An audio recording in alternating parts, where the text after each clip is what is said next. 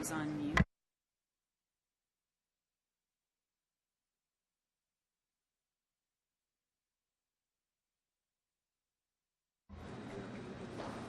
Testing 1, 2, test.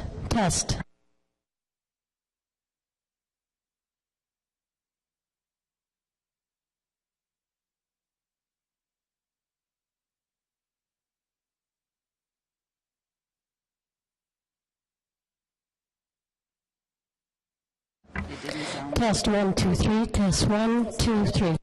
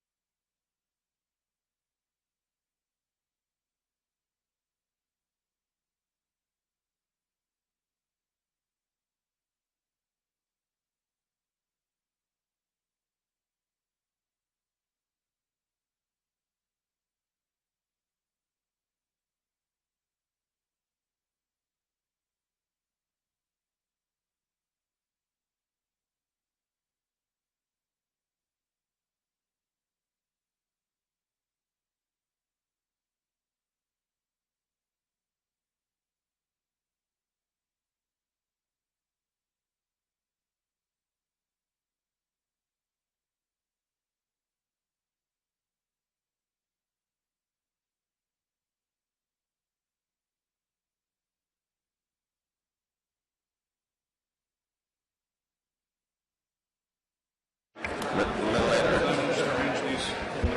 Oh.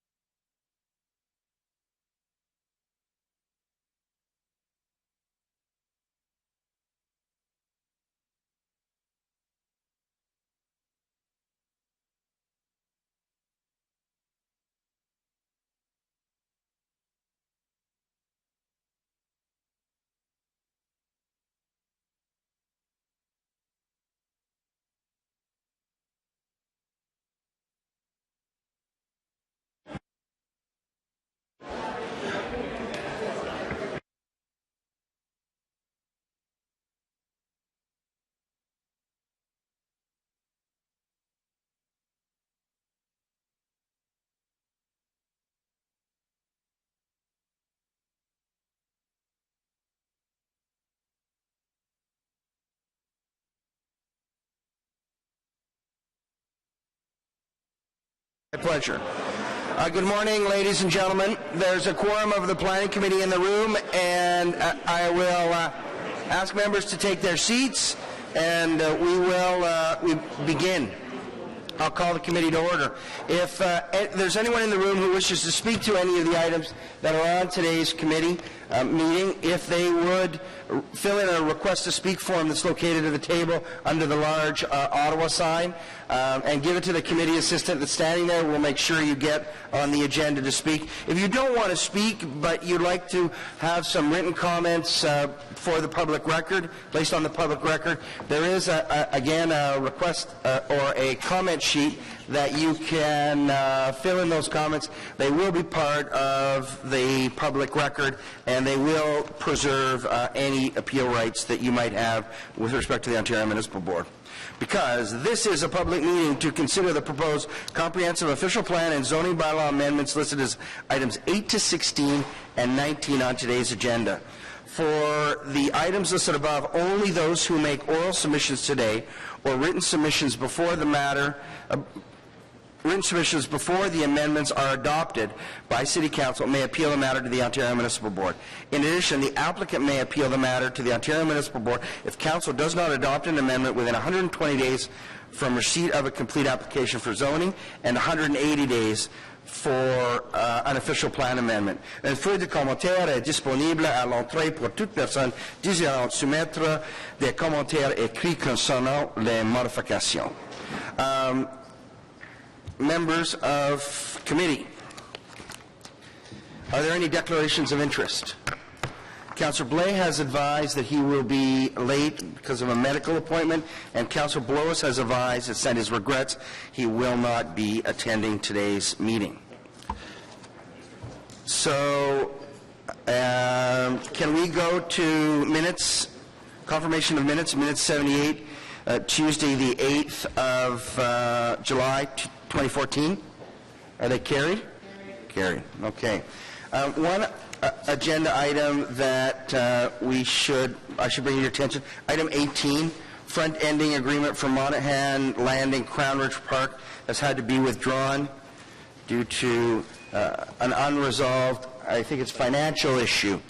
So the agreement is not ready for us, so it will come back at another time. So, members of committee, item number 1 is the status update planning committee inquiries and motions for the period ending the 14th of August 2014. There are no people registered to speak to the committee. Is there anyone in the audience who wishes to speak to the committee with respect to item number 1? Members of committee, is this item carried? Carried. Item number 2 is an application for demolition and new construction at 160 Manor Avenue, a property designated under Part 5 of the Ontario Heritage Act and located in the Rockcliffe Park Heritage Conservation District. I have one person registered to speak to the committee with respect to that item, Mr. Hoban. Is there anyone else in the audience who wishes to speak to the committee with respect to item number 2? Mr. Hoban, I see you're in support of the application. Do you need to speak to committee if you're... No, you don't. Okay. If you're happy that we would carry this item. So Mr. Hoban doesn't need to speak to the committee if we're prepared to carry the item. So members of committee, on item number 2, is it carried? Carried. Okay. Item number 3 is an application for demolition and new construction at 50 Willingdon Road, a property designated under Part 5 of the Ontario Heritage Act and located in the Rockcliffe Park Heritage Conservation District. I have no one registered to speak to the committee with respect to that item. Is there anyone in the audience who wishes to speak to the committee with respect to item number 3? Members of the committee, is this item carried? Carried. Item number 4 is an application to alter 455 Green Avenue, a property located in the Rockcliffe Park Heritage Conservation District and designated under Part 5 of the Ontario Heritage Act. I have no one registered to speak to the committee with respect to item number 4. Is there anyone in the audience who wishes to speak to the committee with respect to item number 4? Okay, members of the committee, is this item carried? Carried. Okay. Item number 5 is an application to alter 170 Blenheim Drive, a property designated under Part 5 of the Ontario Heritage Act and located in the Rockcliffe Park Heritage Conservation District. We have one person registered to speak to the committee, Mr. Locke, I think it is. Is it Locke? Yep. And Mr. Locke, you're in agreement? I don't know where you are. Sorry. Okay. Mr. Locke, do you need to speak to the committee if we're prepared to carry this item? No, you do not. Okay. Perfect. Members of committee, is there anyone, so Mr. Locke is here, is there anyone else in the audience who wishes to speak to the committee with respect to item 5? Okay. Members of committee, is this item carried? Carried. Okay. Item number 6 is the development charges affordable housing update. We have one person registered to speak to that item, and we have a small technical amendment. Mr. Mark was transcribing the report, and in one of the areas which was a standard clause, he left in the words, I think it's Manatik, right? And we have to take out Manatik. So, Councillor, not that we're taking out of social housing, you can go there, just that the way we collect development charges. So Councillor Harder has that motion. Now, Mr. Bothias, are you here? Yeah. And you're in favor of the recommendation? We are. Okay. Do you need to speak to the committee if we're prepared to carry the item? Okay.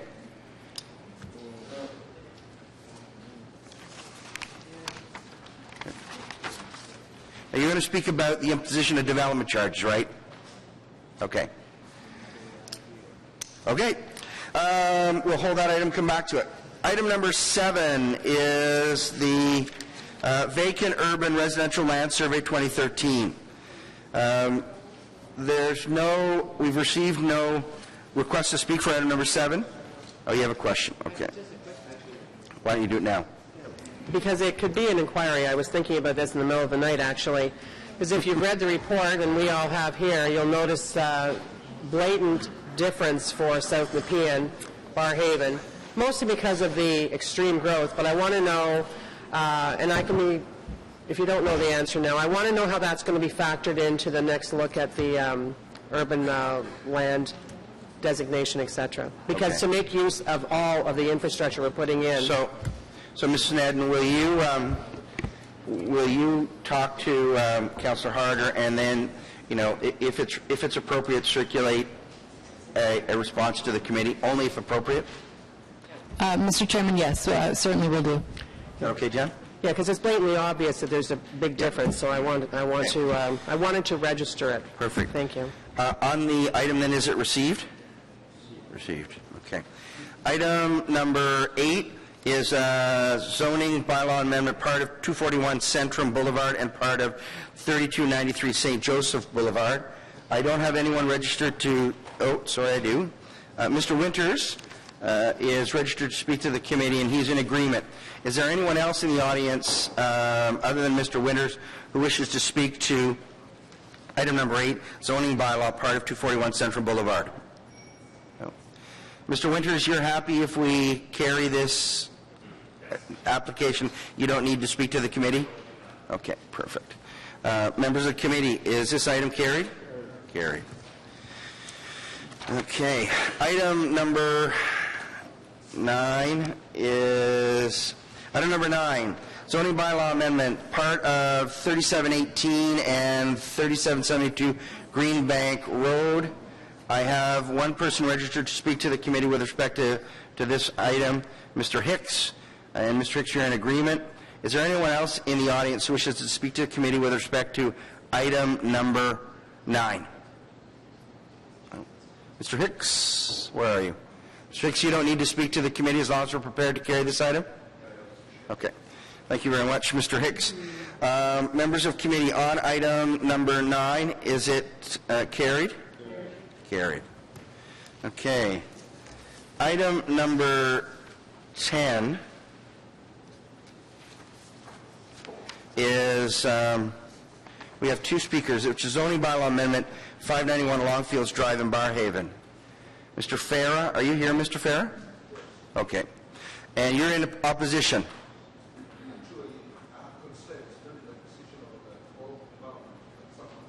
Okay. Okay, well, we're going to hold that item and come back to it, and maybe, Councillor Harder, you might want to see if you can resolve those concerns while we hear from the first held item. It may save us some time. Okay, maybe not. I'll take that. I'll go on to item number 11. Yes, I would love to. Item number 11, but I'm moving on. Official plan amendment and zoning bylaw amendment at 3001 Palladium Drive and 405 and 425 Hunmar Drive. We have Janet Bradley and Faith Balquer. Janet, are you here? Yes, I am. Okay. And you're still in opposition? Yes, we are. Okie doke. Okay, so we're gonna hold that item and come back to it. Yeah.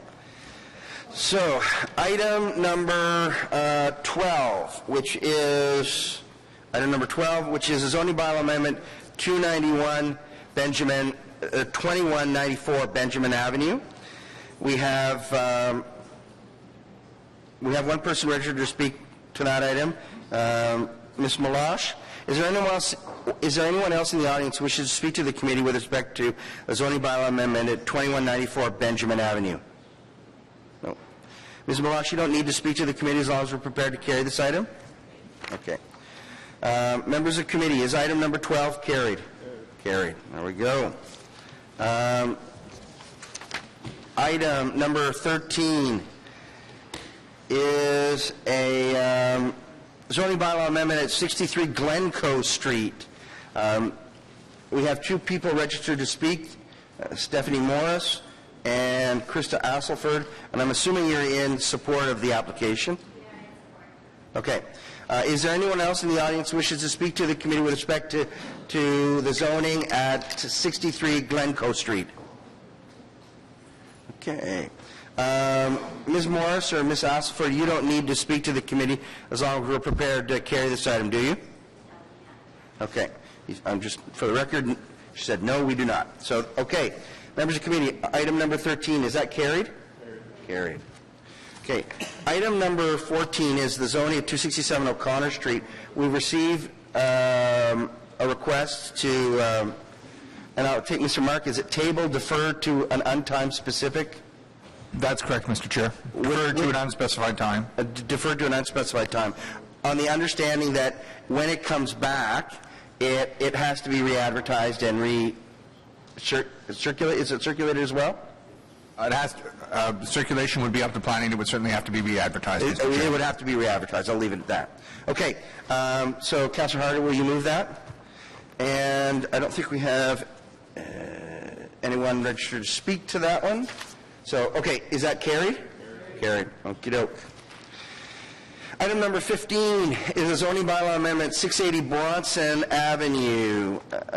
We have one person registered to speak to the committee with respect to that item, Mr. Fernie from FOTEN.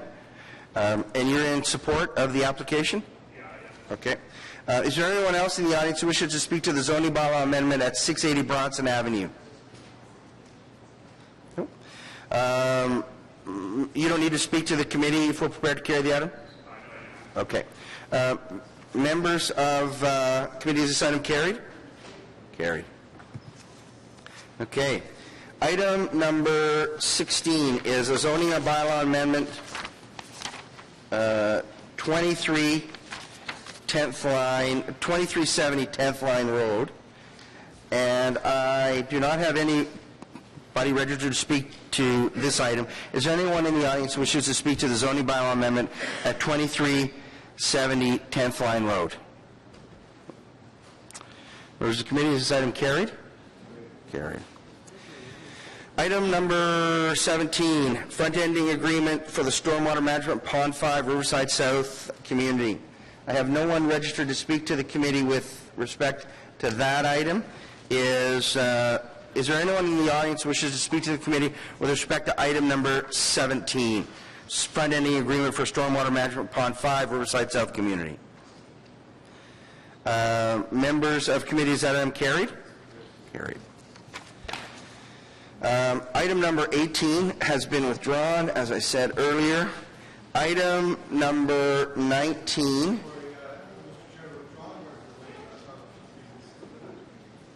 No, well, it's withdrawn off of this agenda. I was not told it was being deferred to be brought. It's going to be brought back when the financial problem is satisfied. And if that's the next meeting, fine. If it's the meeting after that, fine as well. Item number, so where was I now? Item number 19, zoning bylaw amendment, part of 19 and 23, Bachman Terrace.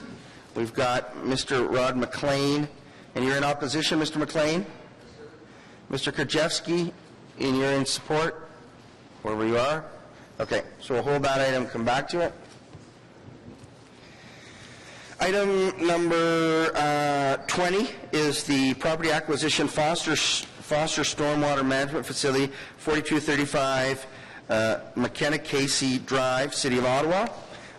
We do have a small motion that we need to do because of how we're acquiring the property. So, Councillor Harder, do you want to do that? Yes, just to explain it briefly rather than read the technical.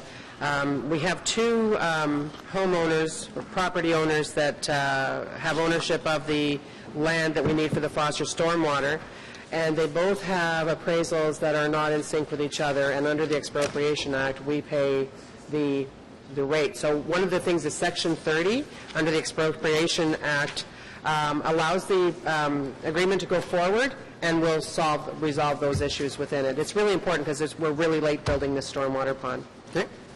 On the item then, on the motion, is it carried? Carried. Okay. On the item then, is it carried? Carried? Carried. Okay. We have no in-camera items. Information previously distributed. Can we receive those three items? Received. Okay. We shall go back to item number 6. Item number 6. And Mike, if you'd like to come up.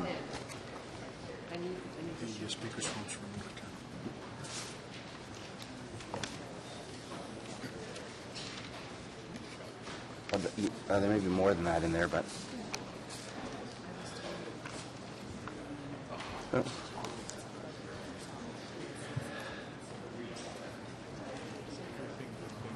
You're on. Thank you, Mr. Chair, and good morning, committee.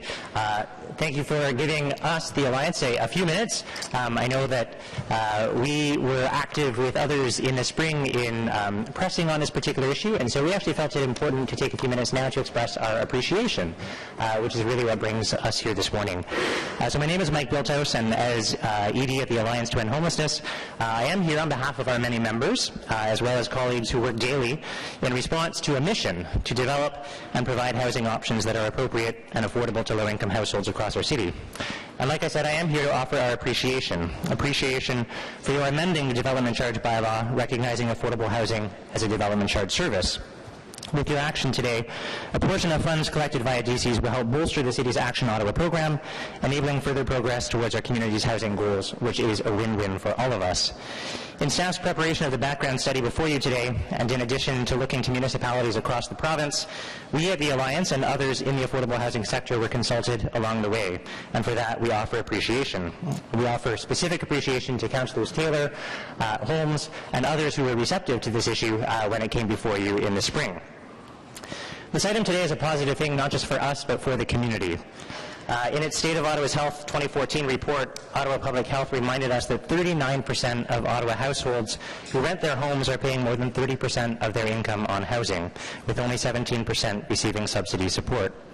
Indeed, in the report to the Planning Committee that you received this morning, it's noted that while the number of new applications to the Social Housing Registry has remained relatively stable at approximately 4,500 to 4,700 households per year, the waiting list has increased, and the number of households annually housed has decreased. Of course, Ottawa's affordable housing challenges are known by Council, and you are responding. It's why last November, City Council joined municipalities across the country, led by the FCM, in passing a motion acknowledging the housing crunch. It's why Council created the Housing and Homelessness Investment Fund in 2011, drawing on upload dollars to allocate $14 million per year towards housing solutions.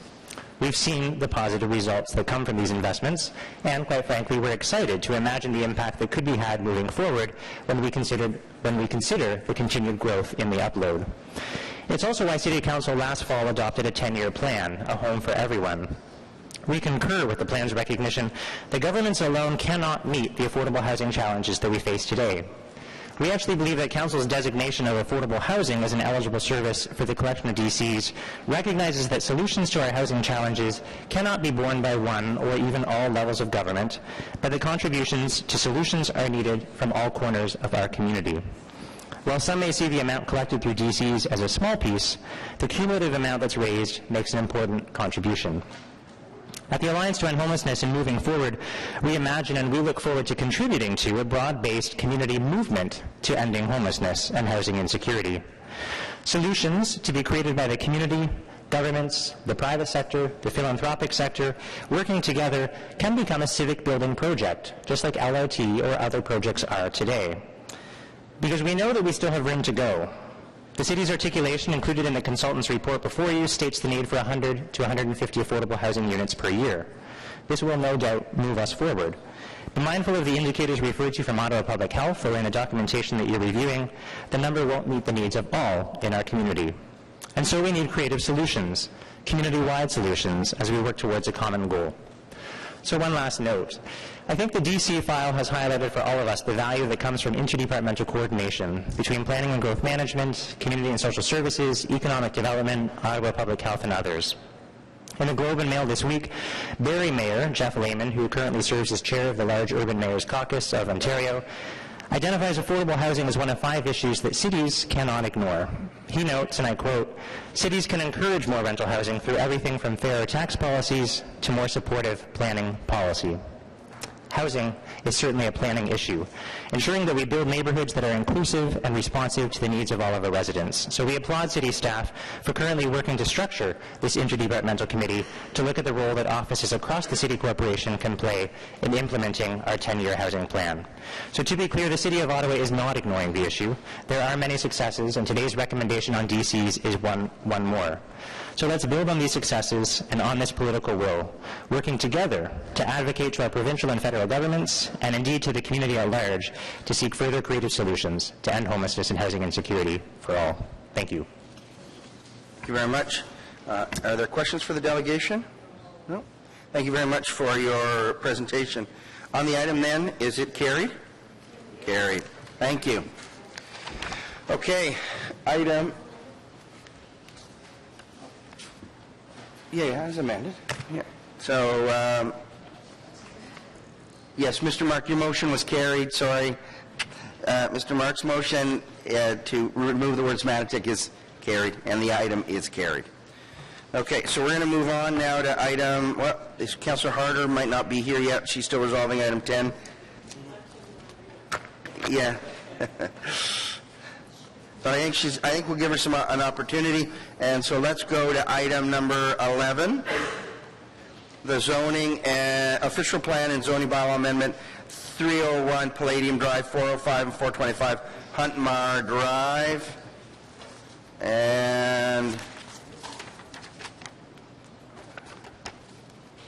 okay. So did we say we're having a presentation on this? No? Okay. So you just hold there. We're going to get Ms. Bradley, if you want to come up.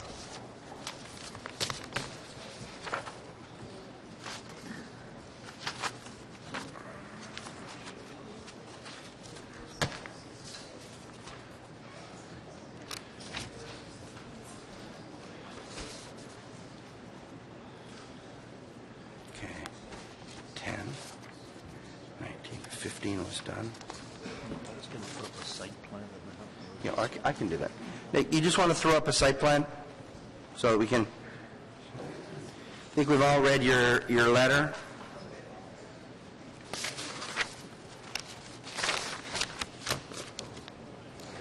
Mr. Chair, if I can begin. So I'm speaking today on behalf of West Carleton Sand and Gravel, which most of you know their operations are operated under the Carson Group. And I have with me Erwin Schultz, who is with the Carson Group. He's Vice President of the Carson. Pull your microphone a little closer, Ms. Bradley. Okay, I'll try again. I have with me Erwin Schultz, who is the Vice President of the Carson Group of Properties, and also Carrie Curry, who is with the Carson Group of Properties. So I just want to begin, as I've said in my letter, that this is a complicated issue. It's very difficult between the parties. Carson's and the owner of the property in question have very good relations. And the only reason Carson's is here is because of the absolute seriousness of the impact that this could bring, and that's what I need to talk to you about. So you probably know that Carson's is a very large company with a lot of pits and quarries in the city, and that one of their biggest quarries is the Sprat Pit. It's been operating for 40 years, and it's their biggest quarry in the entire city, and it is operating, and there is blasting going on there right now. And this pit is right beside, or there's a road allowance that's unopened between, but it's right beside the property, which is the subject matter to this application. And their license, which they get from the MNR, allows blasting within 56 meters of the subject property. Now, I want to just begin by reading you a section from your official plan. Your official plan protects aggregates. They're recognized by the province as being an important resource that need to be protected. And here's what it says with respect to quarries. No development will be approved within 500 meters of a quarry unless it can be demonstrated that such development will not conflict with future mineral aggregate extraction. So the issue that you have to consider today is whether or not the uses which are permitted by this bylaw could conflict with the quarry operation that's being carried on right now by the Carsons. Now, Carson is licensed, as we've indicated, by the Ministry of Natural Resources, and their license is monitored, it's regulated, and one of their conditions of the license is they must comply with the Ministry of the Environment guidelines, and specifically guideline NPC 119 with respect to blasting. And that guideline provides that Carson cannot exceed ground vibrations, so tremors, that exceed 12.5 minutes per second, or decibel levels of 128 meters to the nearest point of receptor. And I had sent you a letter confirming this, which was dated July the 30th, 2014, and I'll just read it from the Ministry of the Environment.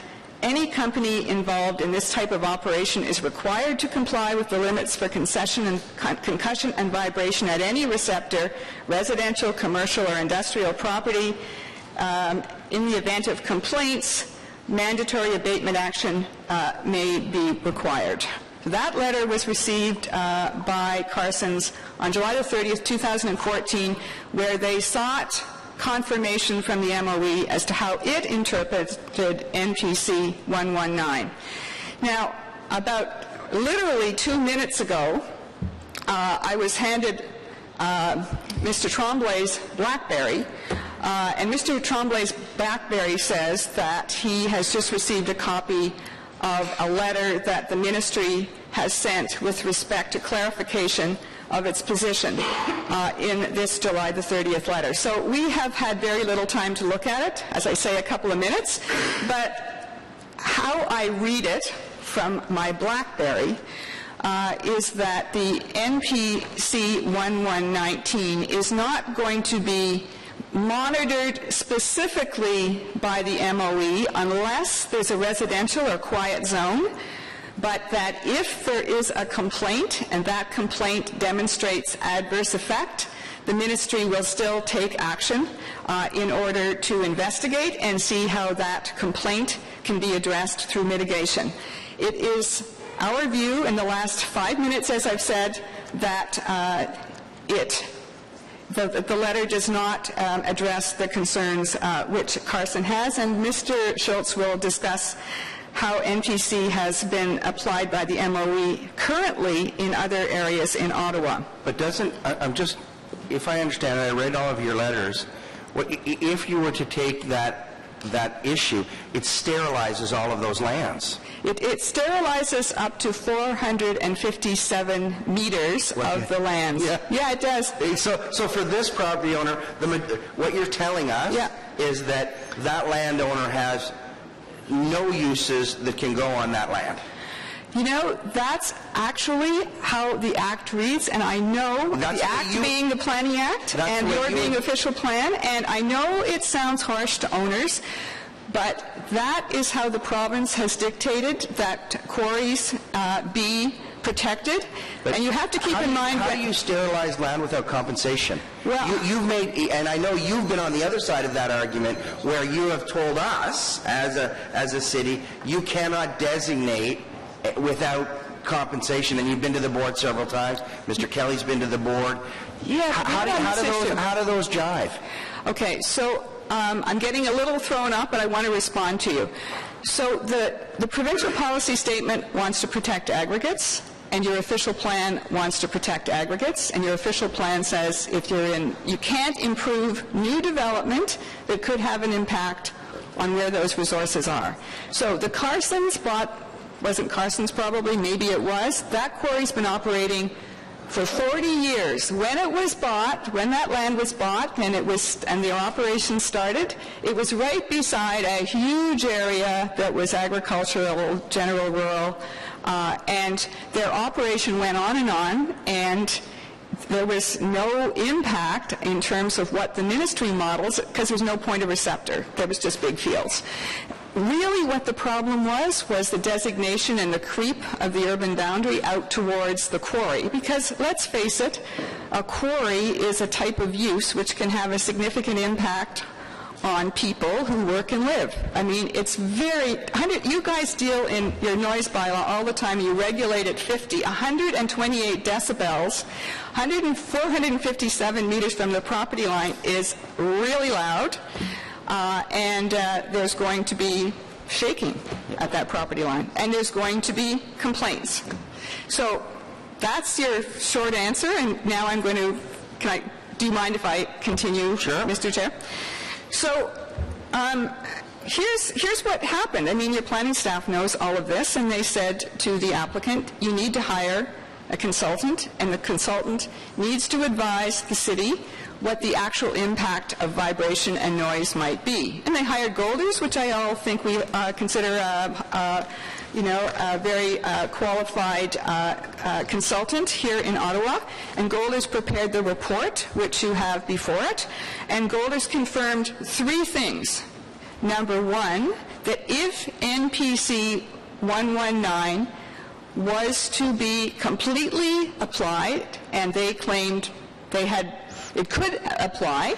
They acknowledged it could apply because really it's a really old and not very precise document, that the setback would have to be 457 meters from the property line, or else there would be noise and there would be vibration impact. Now, then they said, that makes sense to us for residential zones, but, we think for other uses like retail and commercial and office, it might be excessive, but we can't find any regulation.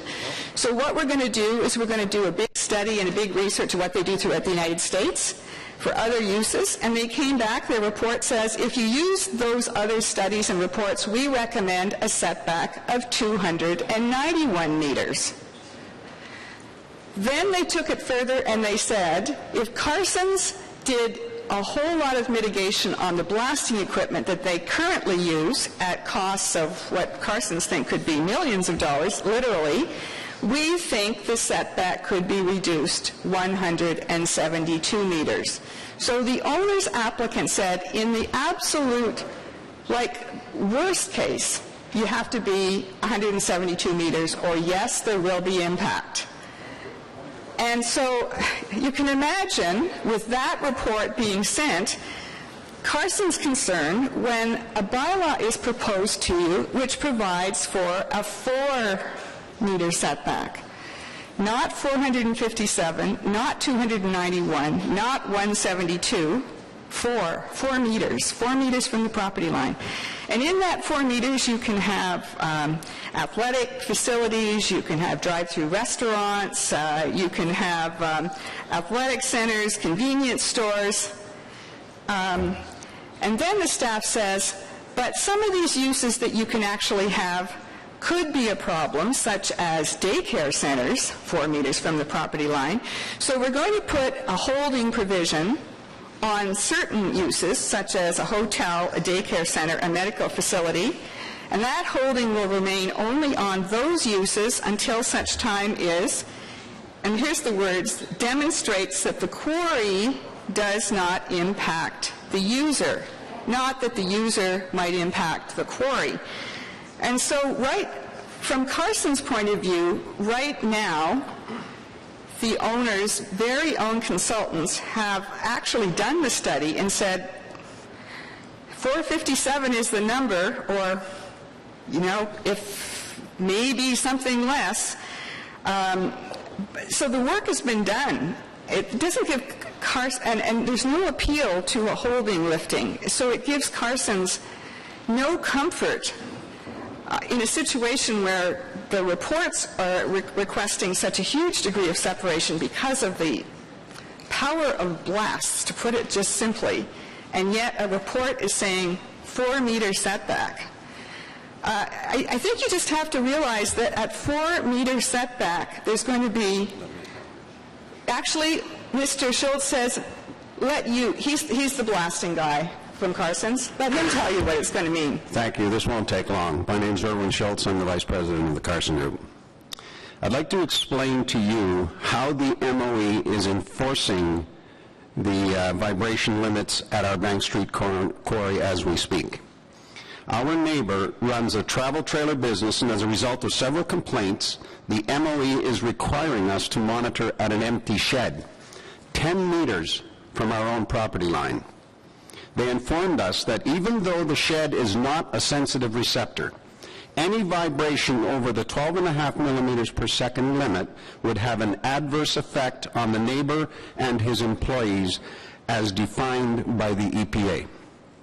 If you approve this application with a 4-meter setback from the applicant's property line, we will be forced to apply the same standard as Bank Street, leaving us only two choices. Number one, we mitigate 500 meters of our blasting operation, which will increase our cost by an estimated $39 million.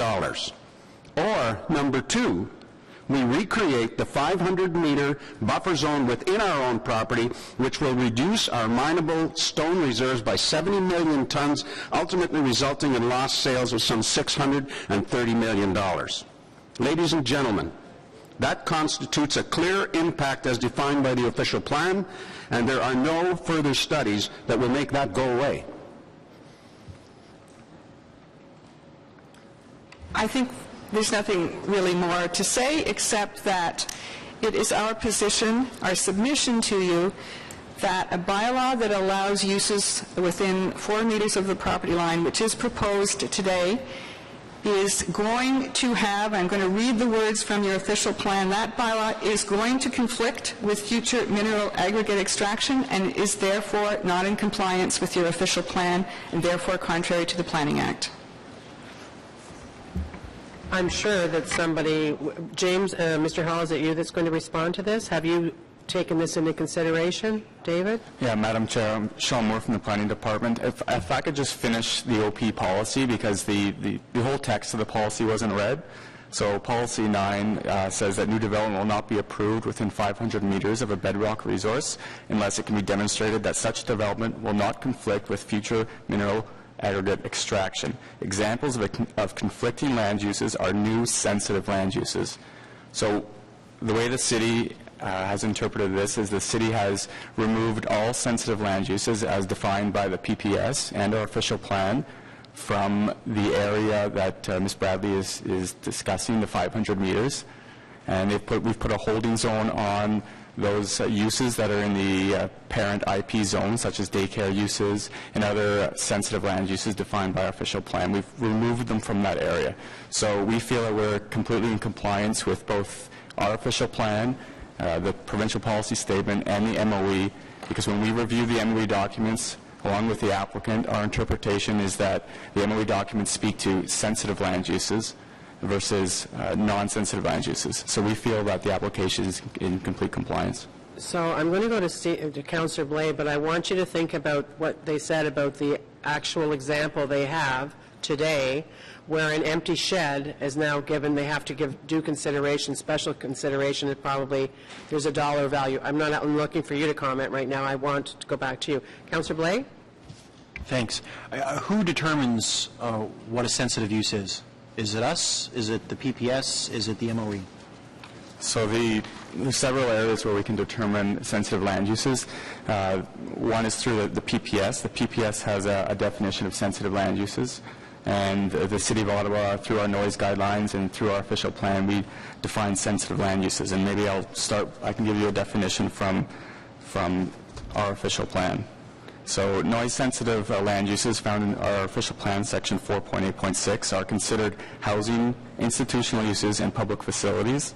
Specific examples include, but are not limited to, retirement homes, campgrounds, hospitals, places of worship, schools, daycare facilities, long-term care facilities, libraries, auditoriums, and community centers. Hotels and motels are also noise-sensitive land uses, but they are treated differently from others, such as they benefit from convenient accesses, such as highways. So these uses that they've listed, and that we've listed in our official plan, are those uses that are consistent with disruption from sleeping. Sure. And so that's the terminology when we talk about sensitive land uses, and there are no sensitive land uses within that 500. So typically those types of uses, though, are included in the mixed use and enterprise zones, the various things that are being applied for. You've removed those particular uses in the... So yeah, through this application we're proposing a recommendation of a industrial zone, and in that parent industrial zone we've gone through and identified all the sensitive land uses that we feel fall in that category, and we've removed them from that zone and put them in a holding zone. Why would you put them in a holding zone as opposed to simply removing them altogether? And that's something that has never come up with the applicant. We've never been advised that about that, how we've handled that. This is the first time of hearing of that. The only the reason why we did that was for actually transparency. I wanted to make sure that in my report it was clear what a sensitive land use was in that parent zone. So a year from now, 5 years from now, it's clear that these parent uses in the IP zone are are sensitive land uses, and there has to be a report to demonstrate that they're permitted. From a staff perspective, I have no issue outright removing them. But that, again, that was just discussed 5 minutes ago. That's never been discussed before. So if those are the types of things that are sensitive, daycares, institutional uses, et cetera, how is it that over on Bank Street these guys have to monitor for an empty shed? Like, how is that considered sensitive?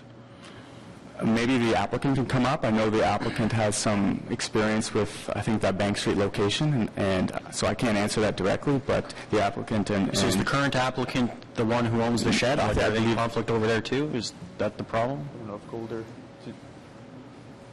It's up to the applicant's consultant, Golder, if they wanted to come up and discuss that specific issue. I can't speak to that. Don't come up yet, please. I'm done, thanks. Did you want to go back to the delegation and ask them? Well, perhaps, yeah, I don't understand. If an empty shed doesn't seem to be a sensitive use by our definition, so I'm wondering what the rationale that MOE or whoever is given for requiring that monitoring. The rationale is that NPC 119 is irrelevant. It is, they're going to, if someone complains, it's complaint driven. If someone complains, the MOE is going to come in and they're going to say you're having an adverse impact or an adverse effect, and under the EPA we need to limit your blasting, and the only number that they have is NPC 119. They can't arbitrarily pick a number out of the air. They have to enforce the only one that they have on the books, which is 12.5 millimeters per second, and that immediately costs money. At our Bank Street quarry, this issue has resulted in about 700, luckily, at our Bank Street quarry, it's quite mature, and most of the stuff has been, most of the rock has been mined. But what is left, we have now needed to abandon with this 750,000 tons at a sale price of $7.5 million, and the increased blasting costs for us to keep going closer will result in well over $1 million in extra blasting costs just for one corner. So do you not have some kind of appeals or arbitration process on that side of things? Like, if how can the two regulations be in conflict without a resolution? They're not. Well, it seems to be that they are. No. What the NPC 119 is telling you what it's not going to enforce. They don't tell you what they are going to enforce. The EPA will tell you what they are going to enforce. Maybe just to clarify, the issue here is that the city, of course, fully regulates land use and has the right to zone property 4 meters from the property for uses such as drive-through restaurants and so on. But once it does that, then the Ministry of the Environment and the MNR regulate the license, and they start to say, listen, I mean, to me, it's just common sense that 4 meters, or actually it's probably 56 meters, or 60 if you add the 4 meter setback, from the kind of blasts we're talking here through rock. It's going to cause buildings to shake, and it's going to cause a lot of noise, and there are going to be people that are going to be concerned, and they are going to call the MOE. I think that is just almost common sense. And so what happens then is, as a result of the license, the MOE and the MNR approach Carson's and say you're going to have to do something because it's an unacceptable situation when people and their businesses are being impacted. You're going to have to mitigate, or we're going to revoke your license. That's where the costs all come on Carson's. That's why they're here. They cannot see their way through the fact that they are going to be significantly impacted, because at 4 meters, people will be impacted. Councillor Hughley. Thank you, Madam Chair, and I look forward to the answer from Golder on that one for us. My question is, what's the expected life of this quarry? Like you said, 700 tons still there? It's our mothership. It's our flagship quarry. The expected lifetime of the quarry is easily 100 years. 100 years. So, a question then to staff is, how are we figuring, given this information, that if that quarry is going to last 100 years. Any buildings that get built there in the next few years aren't going to last 100 years if there's that kind of vibration going on around there. I'm trying to get my head around this is how can we say that it's okay to put a store or something up there if all it's going to do is lead to possible damaged buildings or injury from things falling off the buildings during the vibration stuff. How do we get around that? Yeah, I would like Golder to give a more technical response, but from discussions with them and our review of this is that we're not discussing that there's going to be structural damage. We're talking about nuisance, and so that's when we get into sensitive versus non-sensitive land uses. With the vibration and noise, it would cause a nuisance to occupants within that business park, and so that's why we're comfortable that we can permit light industrial uses and warehousing and business park types of uses in that restricted area where it won't cause a nuisance to them. It would cause a nuisance to a sleeping quarters or such as a daycare. So that's our interpretation of that. Well, the nuisance for the daycare is because there's children in the daycare, but if we're going to allow retail and commercial in there, there's potential for children in there as well, is there not? But the nuisance is the sleeping, the fact of waking someone up. Oh, so no danger to the building itself? No, we're not talking structural damage. No structural damage, just the nuisance that the floor may shake under your feet? That's correct. Okay, thank you.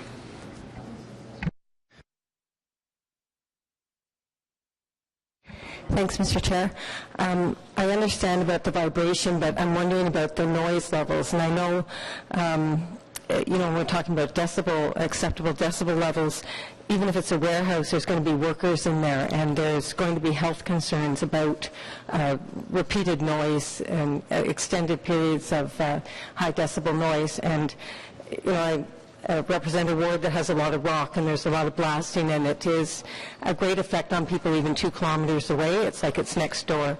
And so I'm very uncomfortable with the fact that we would be so close to a site where there would be blasting, because I think we're setting ourselves up for problems. And we're setting up a business that has been in our community for a long time for problems. So, is this completely unfounded that there'll be no noise that will be affecting people 4 meters away, workers in a warehouse or some type of a industrial use that is not considered the sensitive one? Yes, we're not saying there's going to be no noise or no audible noise, no vibration. We're following official plan policies in the PPS. We're guided by the fact that in the official plan it demonstrates and specifically says what a conflicting land use is adjacent to a bedrock quarry. So we're using our policies to say that sensitive land uses are those. So we haven't, but we haven't looked at what the actual decibel levels will be and how that might impact workers and whether or not we are going to be setting people up to violate human rights or impact employment in those locations even. So through the plan, the accompanying plan of subdivision, the city will be putting warnings on title. So for those, I believe there's 6 blocks of land on the plan of subdivision which are within that 500 meters, and there'll be warnings on title and to advise potential purchasers of what the activities and decibel levels and vibration levels are of the adjacent quarry. Yep. So that'll prohibit, I can imagine, numerous land uses who would want to purchase within there. So that's one measure that we will be taking to... Yeah, maybe a firing range or something would be good because they're going to make noise too. Because, it's fine to say that that's going to be on there, but from my experience, okay, what if that changes hands? What if they can't resell that property? I don't understand why we would be rushing to allow something that is going to have long-lasting impacts. Once the first owner decides it's untenable, what about the next owner? And so I just don't know, and I guess I don't understand why, if it's an official plan requirement to have a 400-meter buffer, I think I need that explained to me a little bit better. Is that buffer only pertain to non-sensitive uses, or is that buffer supposed to just be there? And we're doing an allowance. Are there any further questions for the delegation? Because we have other delegations. Yep. To the delegation, not to staff, right? Okay. So, are you finished, Councillor? Yes, except for that question at You some can point. come back. We can come back Yeah, to the questions okay. Thank afterwards. you. Councillor Wilkinson? Yeah, just, I mean, this area is now in the official plan, has been for some time for development as an urban area. I'm just curious, why wasn't this raised by you at the time that was being done? Because we now have a fait accompli, it's urban development land in the official plan, which means we can't completely freeze it for nothing, unless there's compensation. And I just want to know what the history of it is, why this is coming at this late stage. It's not, Councillor Wilkinson. We were at the initial rollout of the Canada West concept plan at the Corral Centre, and we brought it up at that particular point and said, you do realize that you have in the official plan a buffer zone 500 meters around it. We have been right from day one. I don't know, I think that's 15 years ago, but I was there myself. So it's not a late stage thing. We've been advising all the way along. Advising, but you didn't take it to, when it was actually passed, there was no appeal, I take it, made? I'm sorry, what? No. Okay, that makes it a bit more difficult at this point. I think you realize that.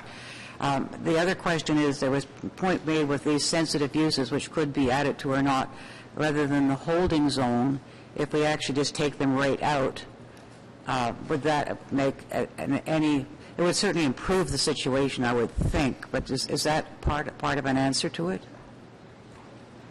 Our concern is not sensitive or non-sensitive. Our concern is that the MOE under the EPA is going to enforce 12.5 millimeters at the property line. That's our concern. And we know that that's happening to us now, and there is absolutely no question that is going to happen again, and that is going to result in huge financial losses to our company. So it's not sensitive uses or non-sensitive, it's development, period. Your position is no development, period.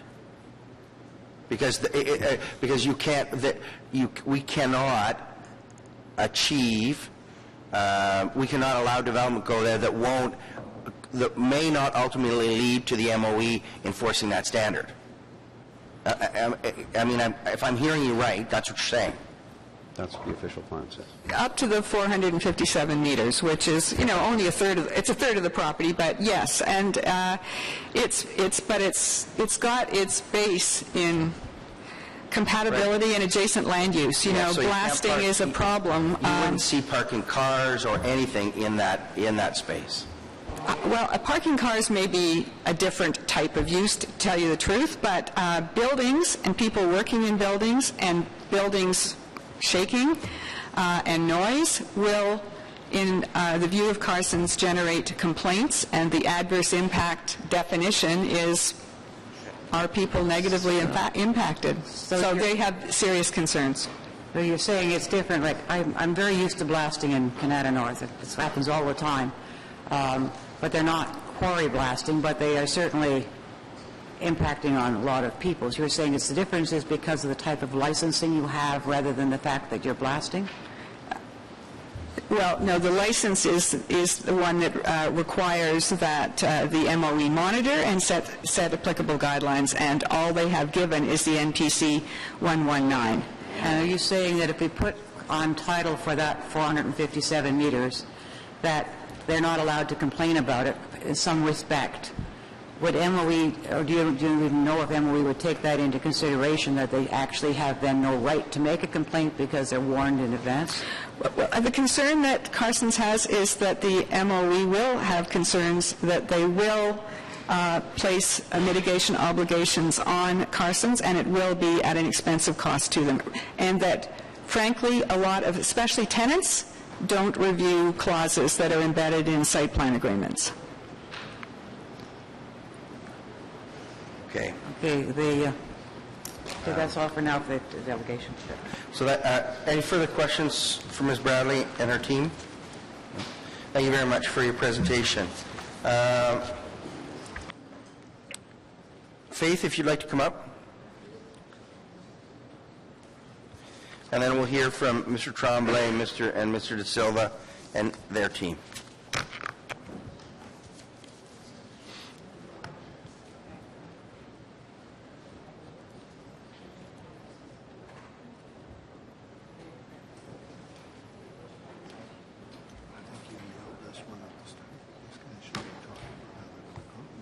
Yeah, that's right. It is totally ugly. Totally ugly. I don't know.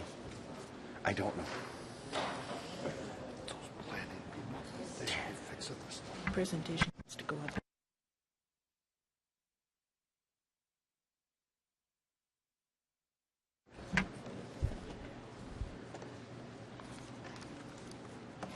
Which one's your presentation? What's it entitled? Planning Committee meeting, item 11, or the 3011.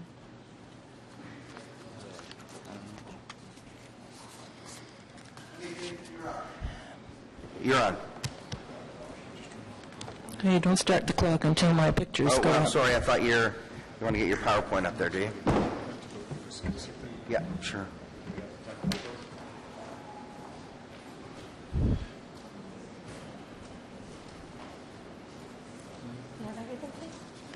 My pictures aren't up.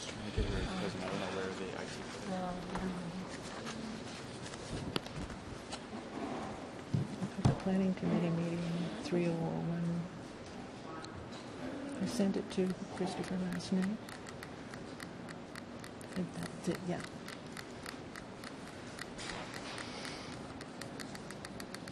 Okay. How do I change it to the next one?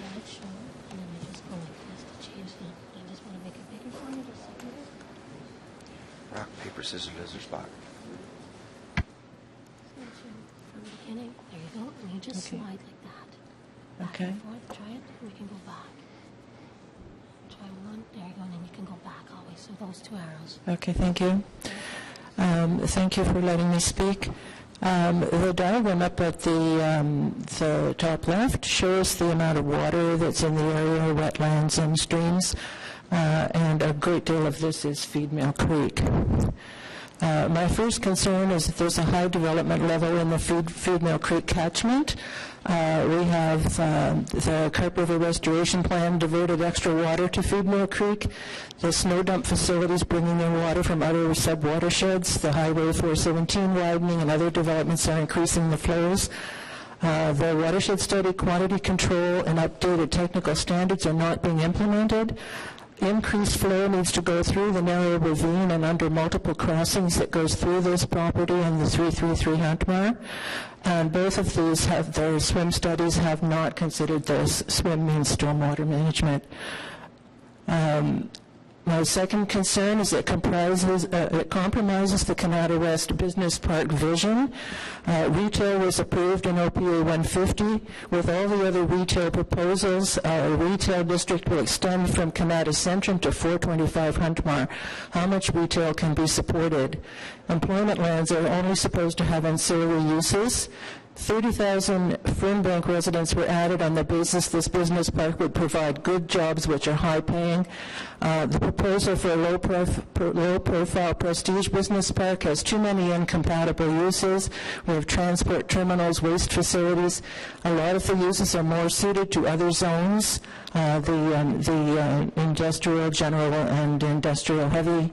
The Carp Road corridor is more suited to many of these uses, and the FSI of 2 limits the development. The 1.3 hectares residential land proposed complicates the business park development, and there's no provision in the zoning bylaw to designate this land. The vision is compromised. It won't achieve the Canada West 27,000 jobs target. Canada West only has 2 enterprise designations, and they're required by the official plan to provide a minimum of 2,000 jobs each. That's only 4,000 jobs. You're supposed to have 27,000 to help support all those people in Fernbank. Zoning adversely impacts the marketability, and the marketability may already be compromised by proximity to the quarry. Can the loss of the employment land be mitigated? What's needed for stormwater management, we need a review of all of the stormwater policies and plans for the feed mill catchment, because we've got an awful lot of development going in there. We've got a lot of crossings put in. We've got transitway pier going in part of it. We've got pedestrian pathways going across, and every one of those is going to create a ponding area in between it. It needs to get looked at. We need to review the infrastructure and the swim plans against the new regulatory flood mapping that's just come out, and make certain that the swim policies in 425 Huntmore swim infrastructure will not adversely impact upstream or downstream development or infrastructure. For the zoning provisions, we should consider the distribution of retail versus having it on one site, remove the incompatible low job density and low-paying uses, reduce the number and types of uses to encourage more jobs and higher-paying jobs, and remove the low-profile requirements, the limitations on height, FSI, etc., to attract more business and encourage high-paying jobs. One other thing is that the drainage from the quarry has not been considered.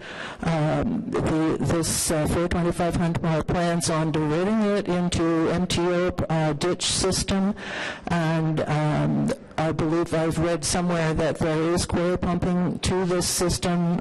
They should not be wiping out that tributary. They should certainly be getting permission from the quarry to divert the lands, and also from MTO. Thank you. Thank you much, Faith. Are there any questions for Faith on her presentation? No. Thank you very much, Faith, for your presentation. Mr. Tremblay and Mr. De Silva, if you'd like to come up.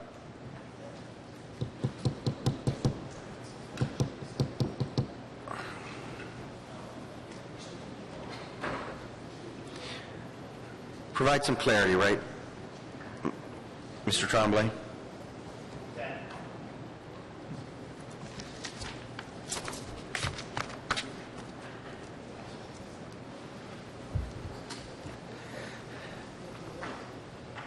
You know, it's kind of ironic. We're usually arguing about protecting residential development. Now we're protecting a quarry against office, business park development. They're all important uses. I know they are. It's just kind of ironic. So for the record, Miguel Tremblay, Fotan Consultants, here with Danny De Silva from Golders and Jeff Parks from Taggart. Notwithstanding some of the comments of the previous delegation, all very important, the committee should take comfort that we've also submitted a plan of subdivision application which addresses all the stormwater-related issues through supporting materials prepared by IBI. We will focus our responses to the matters raised by the quarry. There was a lot of interchangeable terms used during the previous discussions related to buffers and separation. I want to provide some revisit a little bit some of those policies, and then turn it over to Mr. De Silva, who can respond to some of the technical aspects, and that can be supplemented through additional questions. To be very clear, the official plan, section 3.74 of the official plan says you can do development within 500 meters, provided you do an impact assessment to measure those as to whether they will be impactful for the quarry. It doesn't say you sterilize those lands for 500 meters. It says you do the appropriate studies. The official plan further refines what those uses can be, and OP section 487 that Mr. Moore read out provide that direction as to what kind of uses are considered sensitive and what uses are not. Not related to construction, but related to use. We can speak to construction a little bit later. It speaks to residential development, seasonal residential development, hospitals, nursing home, retirement homes, schools, daycares. It's not a coincidence that following a very sophisticated analysis by Golders, that the zoning bylaw excludes specifically those uses. Special care was taken to exclude those uses. They are not proposed being 4 meters from the quarry operation. Appreciate that there is a 26-meter wide right-of-way between the two property lines. There's a further setback on the quarry related to the extraction zone, not the limit of the license, but the extraction zone. And then there are separations proposed on the Taggart property as well that are in the range of 56 meters. So I don't want the committee to leave here thinking that we're actually proposing buildings within 4 meters of the quarry blasting. But the OP supports an analysis to rationalize certain uses being within that 500 meters. Related to that, maybe Danny could speak to a little bit of what was undertaken to give staff some comfort. The last comments I'll make is the holding provision was there, again, to be transparent, to notify everyone that those uses were specifically looked at. And over time, if the quarry operation does shrink, blasting intensity lowers, all of those things, then it could be revisited through additional studies to reclaim some of those uses. But they would be subject to a lifting of holding application and an additional study. Sorry, just before you do that, go back to that last point you made. The holding provision specifically says you can't do these uses unless you do a lifting of holding application. That aren't in those are daycare, hotel, research and development, printing, all of the uses that were excluded are excluded through a holding. And if over time the quarry operation shifts, changes, goes further west, blasting intensity lowers, and somebody does want to come in and do one of those uses, they could, subject to... But they have to lift the holding zone. Absolutely, and do the study to prove that it's acceptable. Right, okay. For the record, Danny De Silva with Golder. So we carried out significant analysis of the existing monitored data from the quarry. So we did this in conjunction with Carson's consultant and established various setbacks based on differing limits. Our position has always been that the application of NPC 119 has always been on sensitive land use, and that has been confirmed now by the Ministry of the Environment that it's residential or quiet zones. So that goes back to the Model Municipal Noise Control Bylaw issued in 1978. So that's where they initially identify residential and quiet zones as being applicable to these guidelines. So a couple of things I think we need to clear up. There's a very big difference between the noise associated with blasting and the noise from the normal operation of the quarry. So the noise associated with blasting would be measured in dBL or dBlin. It's a different metric than the noise that we would hold an operation to, which would be based on dBA, which mimics the way humans hear. So when we reference 128 dB or dBl for the quarry blast, it is not the same thing as 128 dBA. 128 dBA would likely be much more significant than 128 dBl. All right, if we A-weight the noise associated with the blast, so we filter it to mimic the way we hear, that level will drop. And that's just filtering noise. We are less sensitive to low-frequency noise, and there is a significant amount of low-frequency noise in blasts. That would get filtered out, so the overall level would be reduced. So I don't want to get that confused. I don't want people to think that 128 from a blast is going to be like a jet passing by. It's something different. It's apples and oranges, so we shouldn't sort of be talking about that and then bringing it into individuals that are working in the area. They might be exposed. These are very short duration events. Worker exposure is regulated by the Ministry of Labor. They have their own guideline. It's 85 dBA over an 8-hour period. So it's not dBl. If you were to weight a blast event for an 8-hour period, again, that would reduce the level. So we shouldn't really be talking about these things in conjunction because they are very, very separate and different issues when it comes to noise. So I hope that clarifies some of that.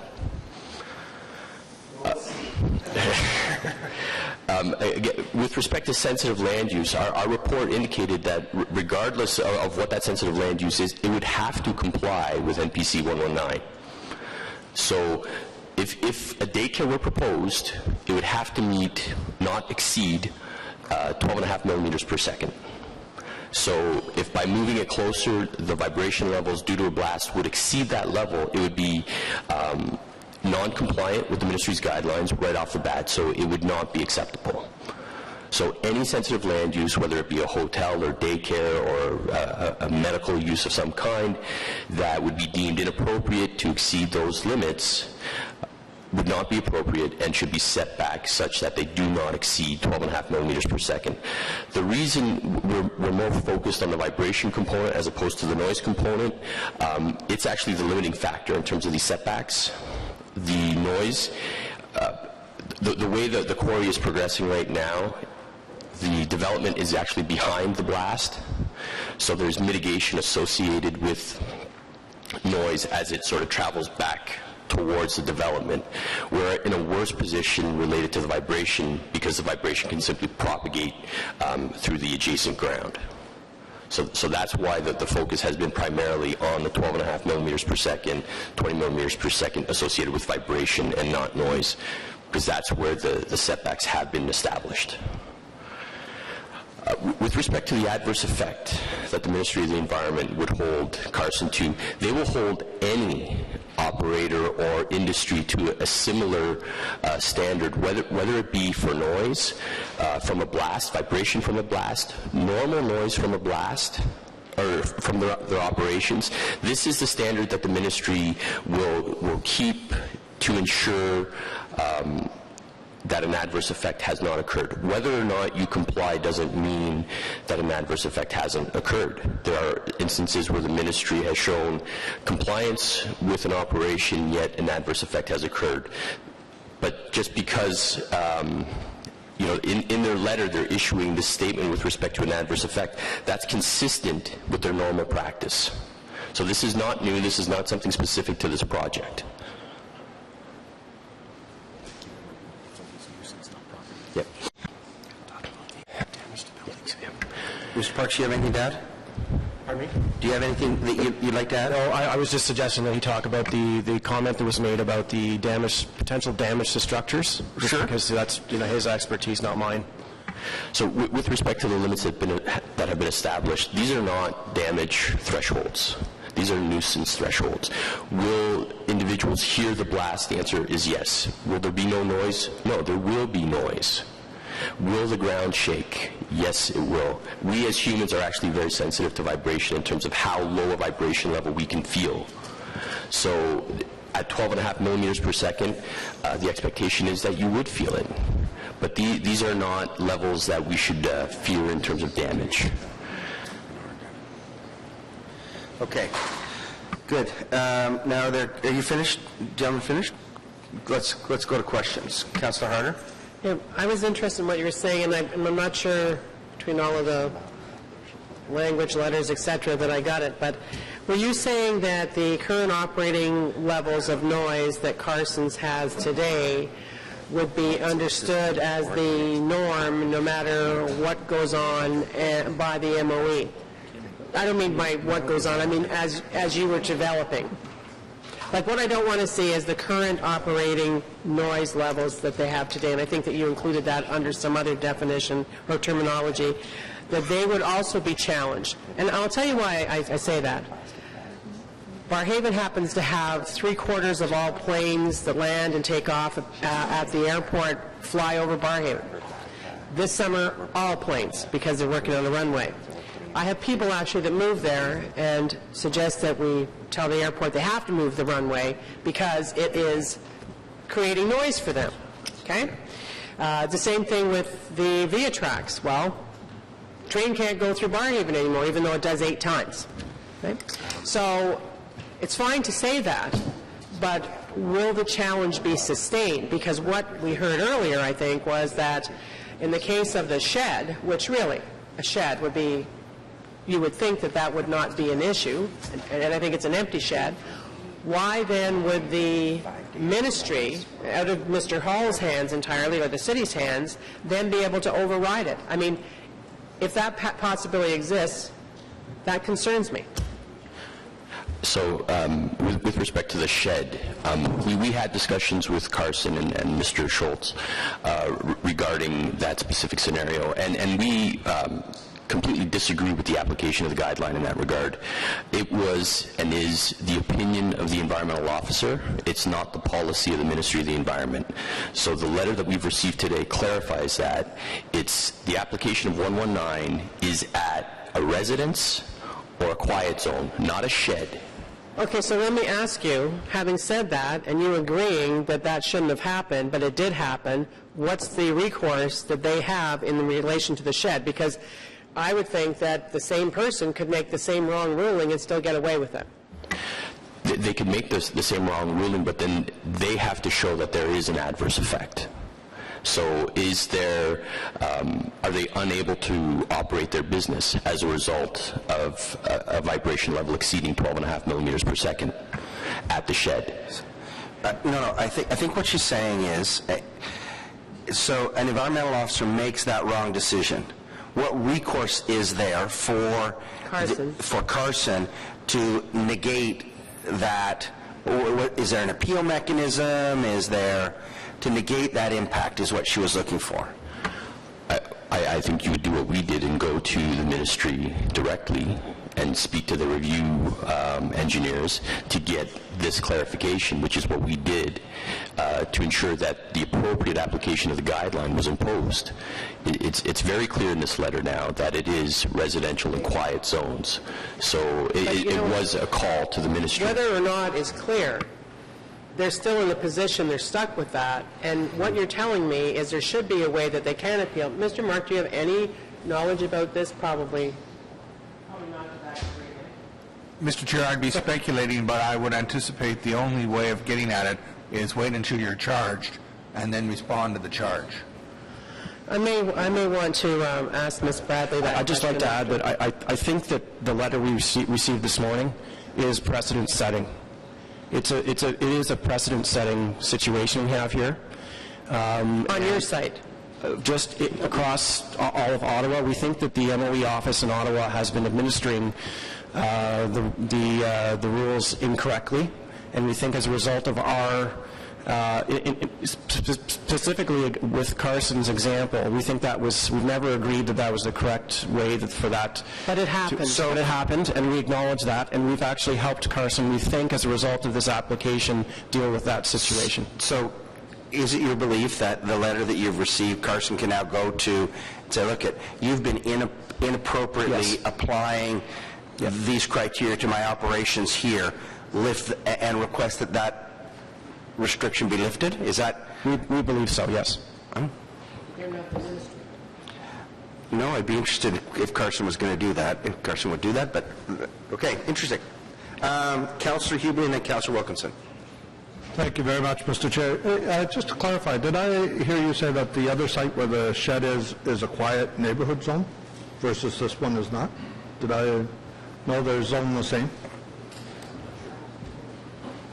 I'm not sure what sort of zoning there is on the other site, but it's looking at a shed versus a residential or quiet zone. Right. The application of the guideline should go to a residential location or quiet zone, not a vacant shed. Okay. There was some reference earlier to the fact that perhaps the applicant on your site can cite your buildings as such that it's mostly parking lot that would be in that buffer zone. Is that correct? Is that? Can you give? I think Mr. Tremblay referenced earlier some of the confusion about the 4-meter setback, and then there's a natural 56-meter setback from the blasting, the edge of the blasting zone. And that does penetrate our property a certain number, and I can't recall 26 meters. So there will be an effort to create, to make that area immediately along the boundary to have no buildings in it. So we'll set the buildings towards the front of those lots, and the lots are quite large, and we've done that on the proposed blocks are quite large, I should say, because we want to allow some flexibility for the buildings to locate further away from the property line. So we're thinking about uses there that would have a need for a lot of outdoor storage, perhaps. There was a reference in Faith's comments about waste processing or waste, there's some uses that actually are permitted that are quite heavy or dirty that we might place towards those at the edge because they might be more appropriate. So we're aware of the potential impacts that we're actually we're making a concerted effort to try and work with our neighbor and try and place only uses that we think are appropriate adjacent to the quarry. Really, that's I want everybody to be clear that we've spent over 2 years on this, working with Carson. We understand their concerns, and we hope that we can come to some agreement that that we won't impact each other. That's really where we hope to be. I would trust you guys have been trying to work out some sort of an agreement before you got here anyway? Yeah, we understood up to only about a month ago that Carson were generally happy with the Golders methods and how they arrived at the conclusions they did. And I think what's really coming out at the end of the day is they're worried that if they agree that they'll be held to the quiet zone standard once tenants move into our project. So we've been working with the city to try and confirm that we'll have warning clauses on title, that even if the warning clause was on title and the lawyer missed it, the City of Ottawa will certainly have the opportunity to remind the applicant at the pre-consultation meeting when they want to come in for site plan approval that, are you aware that this property has these issues that you must deal with? So there are several places that the prospective purchaser or developer will be caught or will be told that there's an issue. So I hope that answers your question. Well, just one last comment related to what Jeff said, that the zoning it's a graduated zoning, and some of the more intensive employment type uses, some of them kind of heavy industrial even, are on the western portion of the property closest to the quarry. The retail and restaurant district, which was permitted through OPA 150, the 10.6 hectares, is actually outside almost exclusively of the 500 meters. It's definitely outside the 457, and it's closest to the Tanger Retail Outlet Mall. So those uses, which might involve people visiting the site and being less familiar with the context, are located outside of that 500 meters for other reasons as well, proximity to the Tanger Outlet Mall, but outside of the zone of influence. Okay. Thank you, Mr. Chair. Councillor Wilkinson. Yeah, I wanted to get back to the sensitive uses and using the holding zone.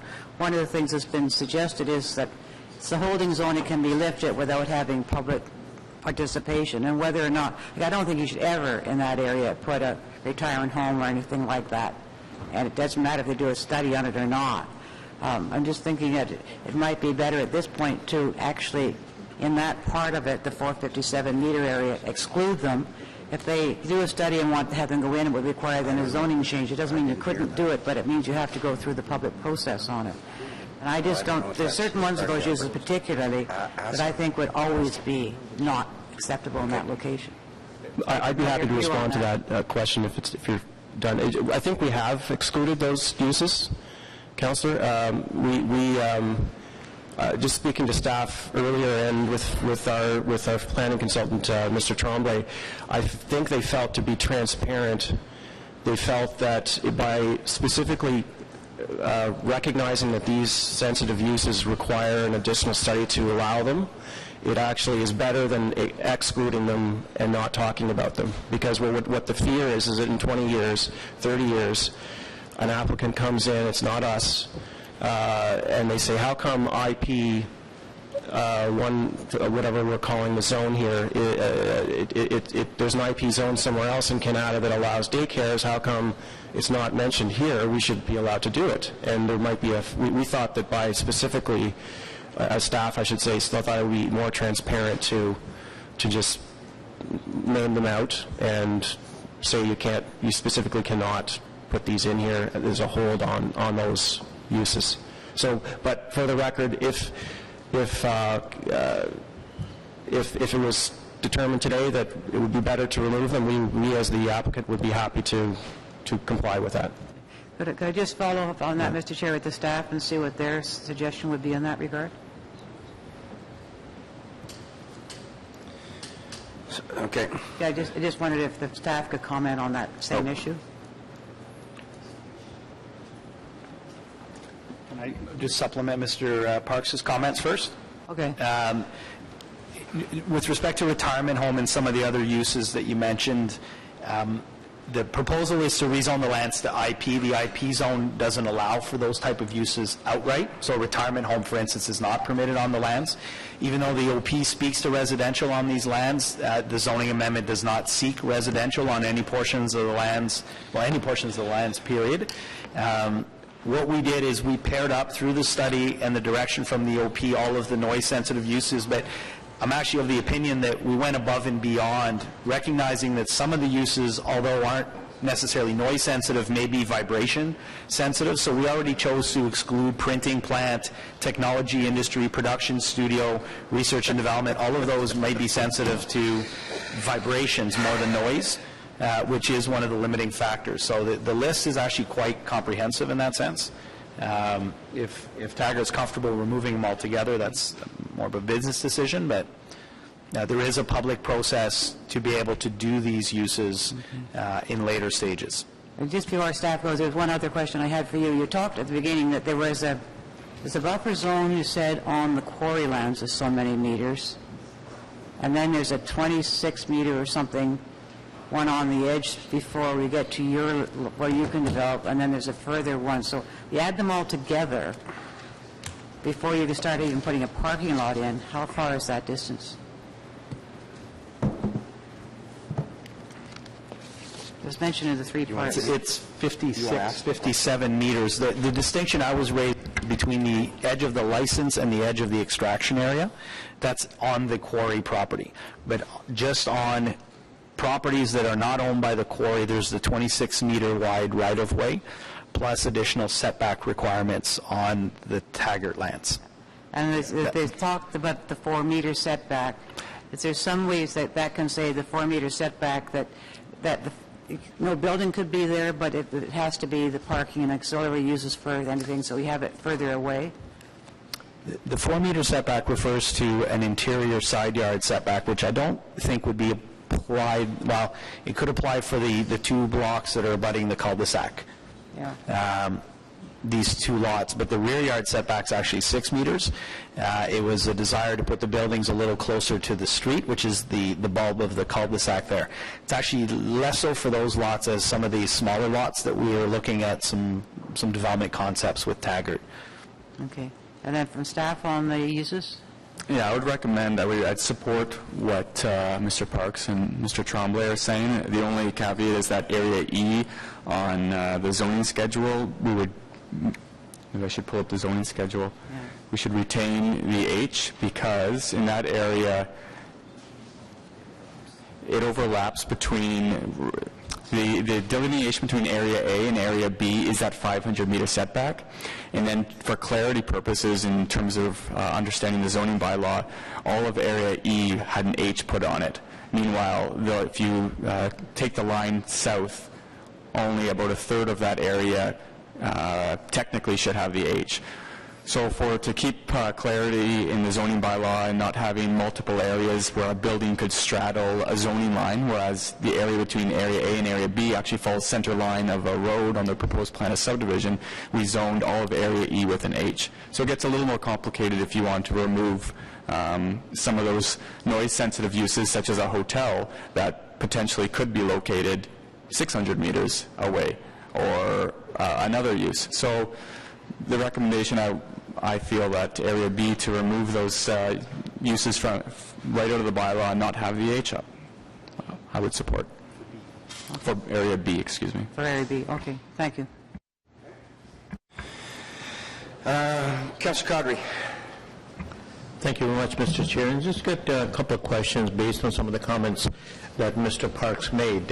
First of all, Mr. Parks, back to you. In terms of the comments you made about a possible waste management use, what are you referring to in those comments? Is that a use that is currently... I may be in error, but through you, Mr. Chair, I may be in error, but I thought I saw on Faith's presentation that there was a use that was proposed that was in the permitted uses of IP that had something to do with waste. Honestly, there are no plans to propose any waste facilities here. We have no interest in that use, but it was something that was raised earlier today on a slide I just saw. So I thought I just wanted to mention that if that is a permitted use, that this might be an appropriate thing against the property line where the quarry is. Yeah. Thank you for that. In coming back to staff on that question, same question. Is that one of the permitted uses in this zoning? It's not a permitted use in the parent zone. However, it's a permitted use in other industrial zones, and staff have looked at the waste processing and transfer facility for this area close to the quarry and concurred that we would support putting it within that area B on the zoning schedule.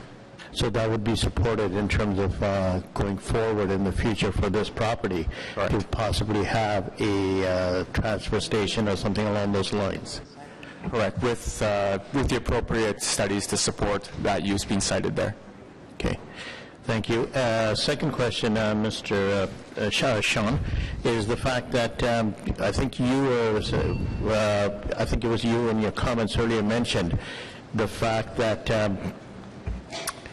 the uses in the future could have some restrictions or some comments put on the uses in terms of, you can do this, but you can't do that, and it would be part of the leasehold or part of the occupancy permits.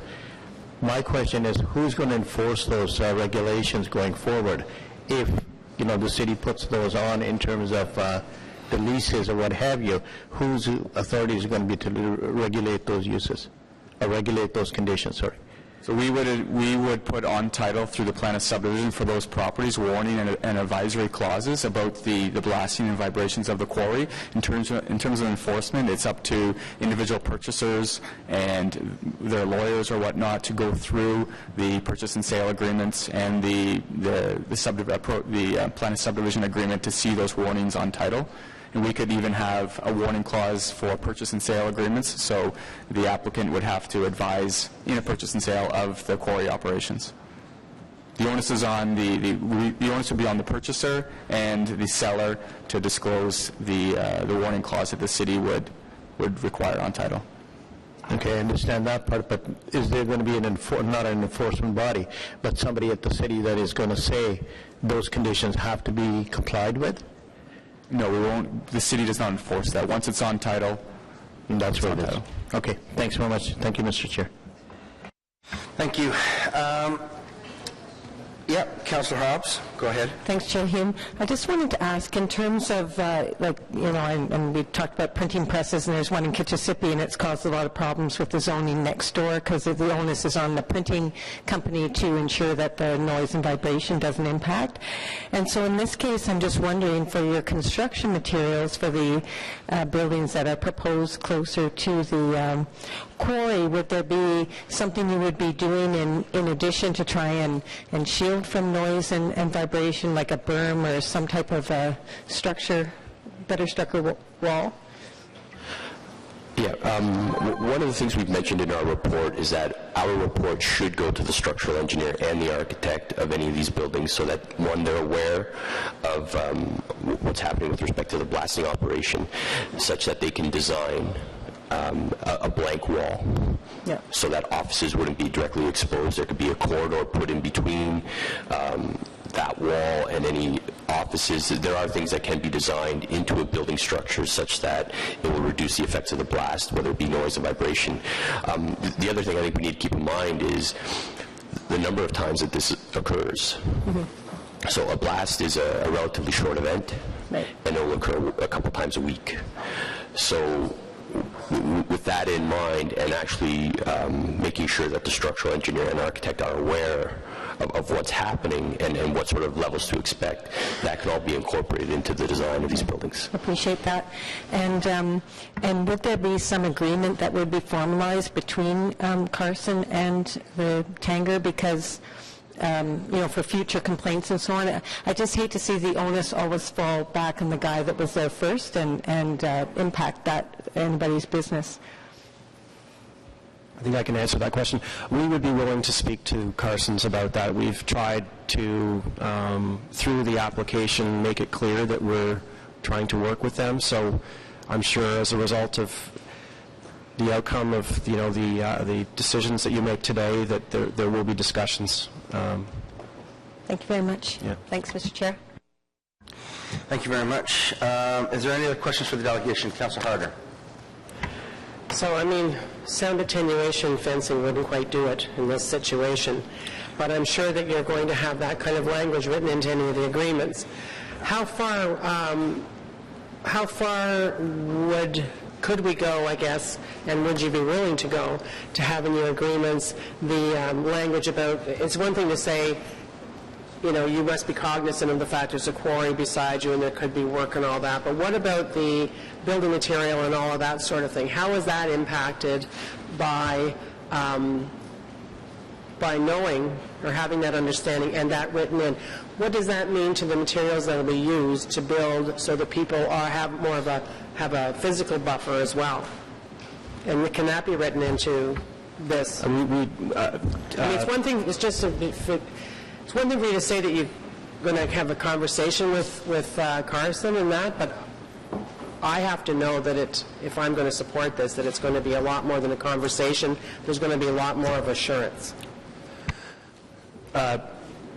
Through you, Mr. Chair, I think what I was referring to in my response to Ms. Hobbs' question was that we would be willing to enter into some kind of form of agreement if there was some benefit to that agreement to both sides. It wasn't just, we've been proposing, we thought what we were presenting here was a compromise position. And I think we've learned that Carson are not comfortable for a variety of reasons, which they explained today.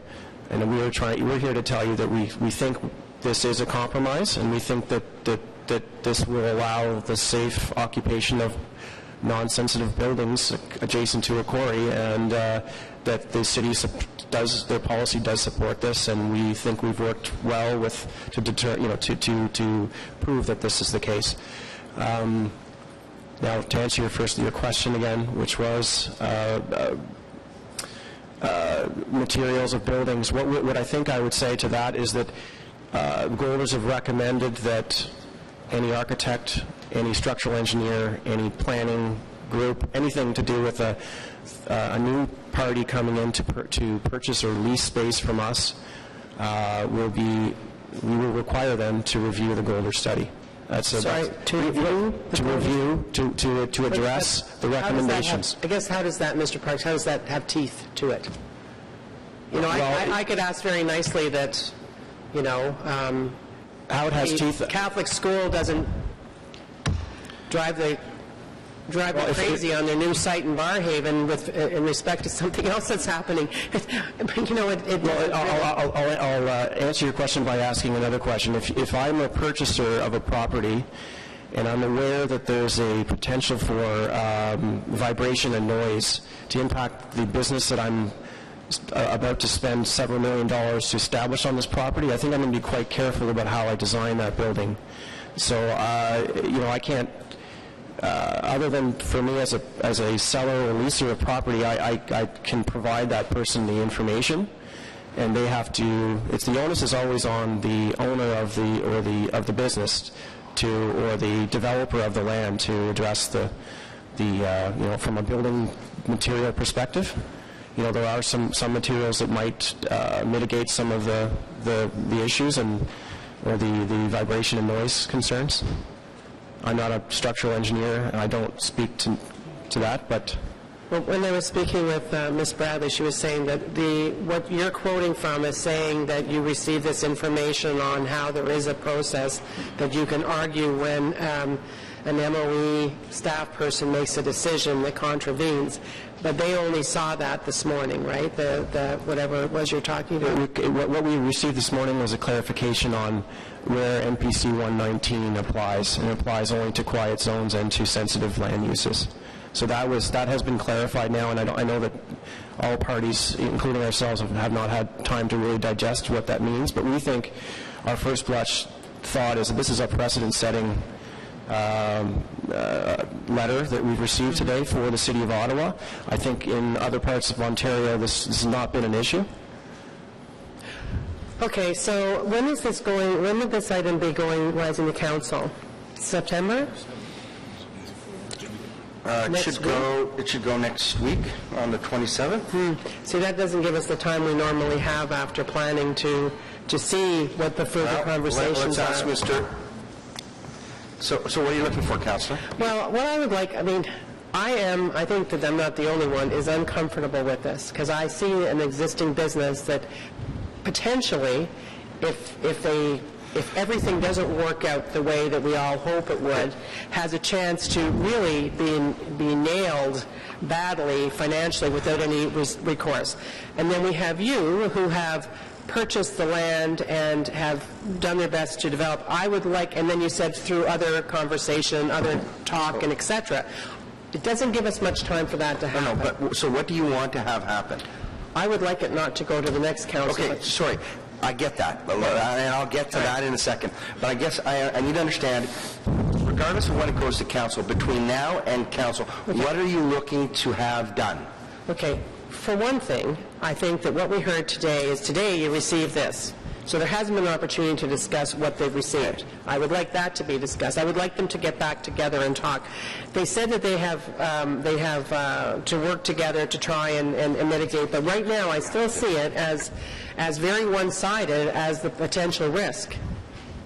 You know, and so I would like to see if there's a step more that can be taken. I see Mr. Wise and Mr. Hall that are talking about. Could I? Sorry. Sorry, it's Jeff Parks over here. I just want to address the one-sidedness of your comment. We believe that this proposal is not one-sided. We believe that we have taken we've made a business decision to limit many uses that could provide, that could locate here. We've limited ourselves. We've therefore reduced the profitability of the project significantly. We hear you, but let's just, Mr. Parks, and I guess to address Councillor Harder's concern and allow some time, what she's saying is that if you were to accept this going to council on the 10th of September, we'll give you we would deal with it here today, move it on, but instead of going next week, you would go to the 10th, and allow time for a little more dialogue, at which time you could submit a letter to council, so could Carson's on, if that resulted in anything or any result. Is that something that would be acceptable to you? Yes. There you go. So, is there any other questions for the delegation?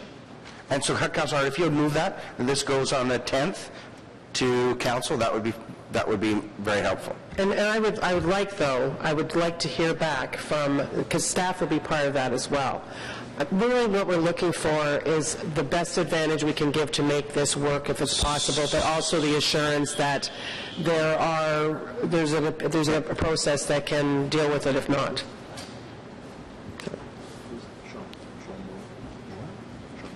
Okay, so I wasn't going to inject Mr. Moore into the middle of this, but I'm going to.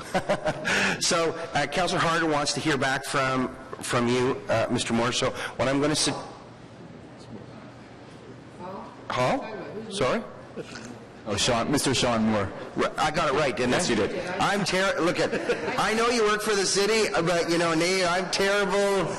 you're on my side of the fence, and just sorry. Okay, so I guess what I'm going to ask you to do is there's going to be some discussions between the parties. I'd hopefully the parties would allow you to be present, and that you could provide us with the results of those discussions before they go to council. It's putting you in a bit of an awkward position, but I think it may be what's required in this unique circumstance. But the item is nonetheless scheduled for council, will be advertised. What we'll do is we're going to deal with it here. We're going to send Mr. Moore and you guys off to chat and take the discussions here and see what happens with those.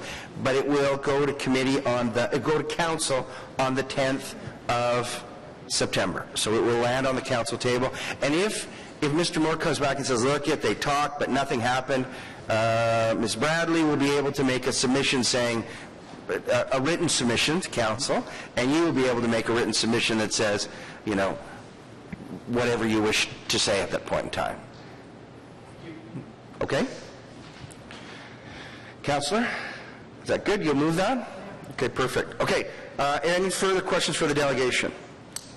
Thank you very much for your presentation. Speakers? What? Councillor Hubley?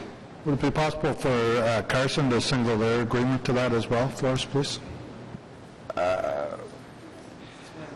Okay, I'm not sure. What are you're asking me if they're? I'm sure they're. Do you have any objection to this matter rising to the 20th or the 10th of September? Okay. Do you have any objections to more discussion between you and whatever you're called? Sorry, West Shoppo Land Holdings, Inc.? Oh, with the assistance of Mr. Moore? Okay, perfect. Thank you very much. Okay, so on the matter then, with Councillor Harder's amendment or direction, is that carried? Carried. Okie doke. Thank you very much. Let's go back to item number 10, the zoning bylaw amendment, Longfields Drive. Okay, yeah. So, Mr. Farah, if you'd like to come up, please.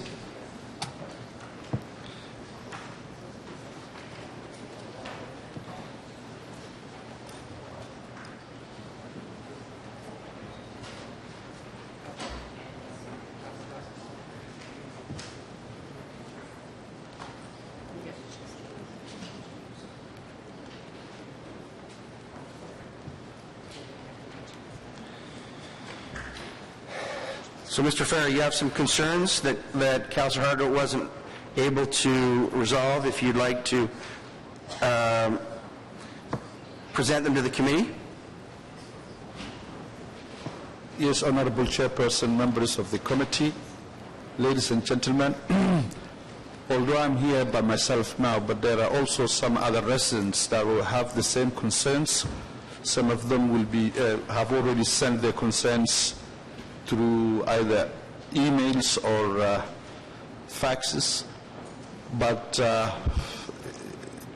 in the offset, I want to make sure to tell that we are not against the economic development of the proposed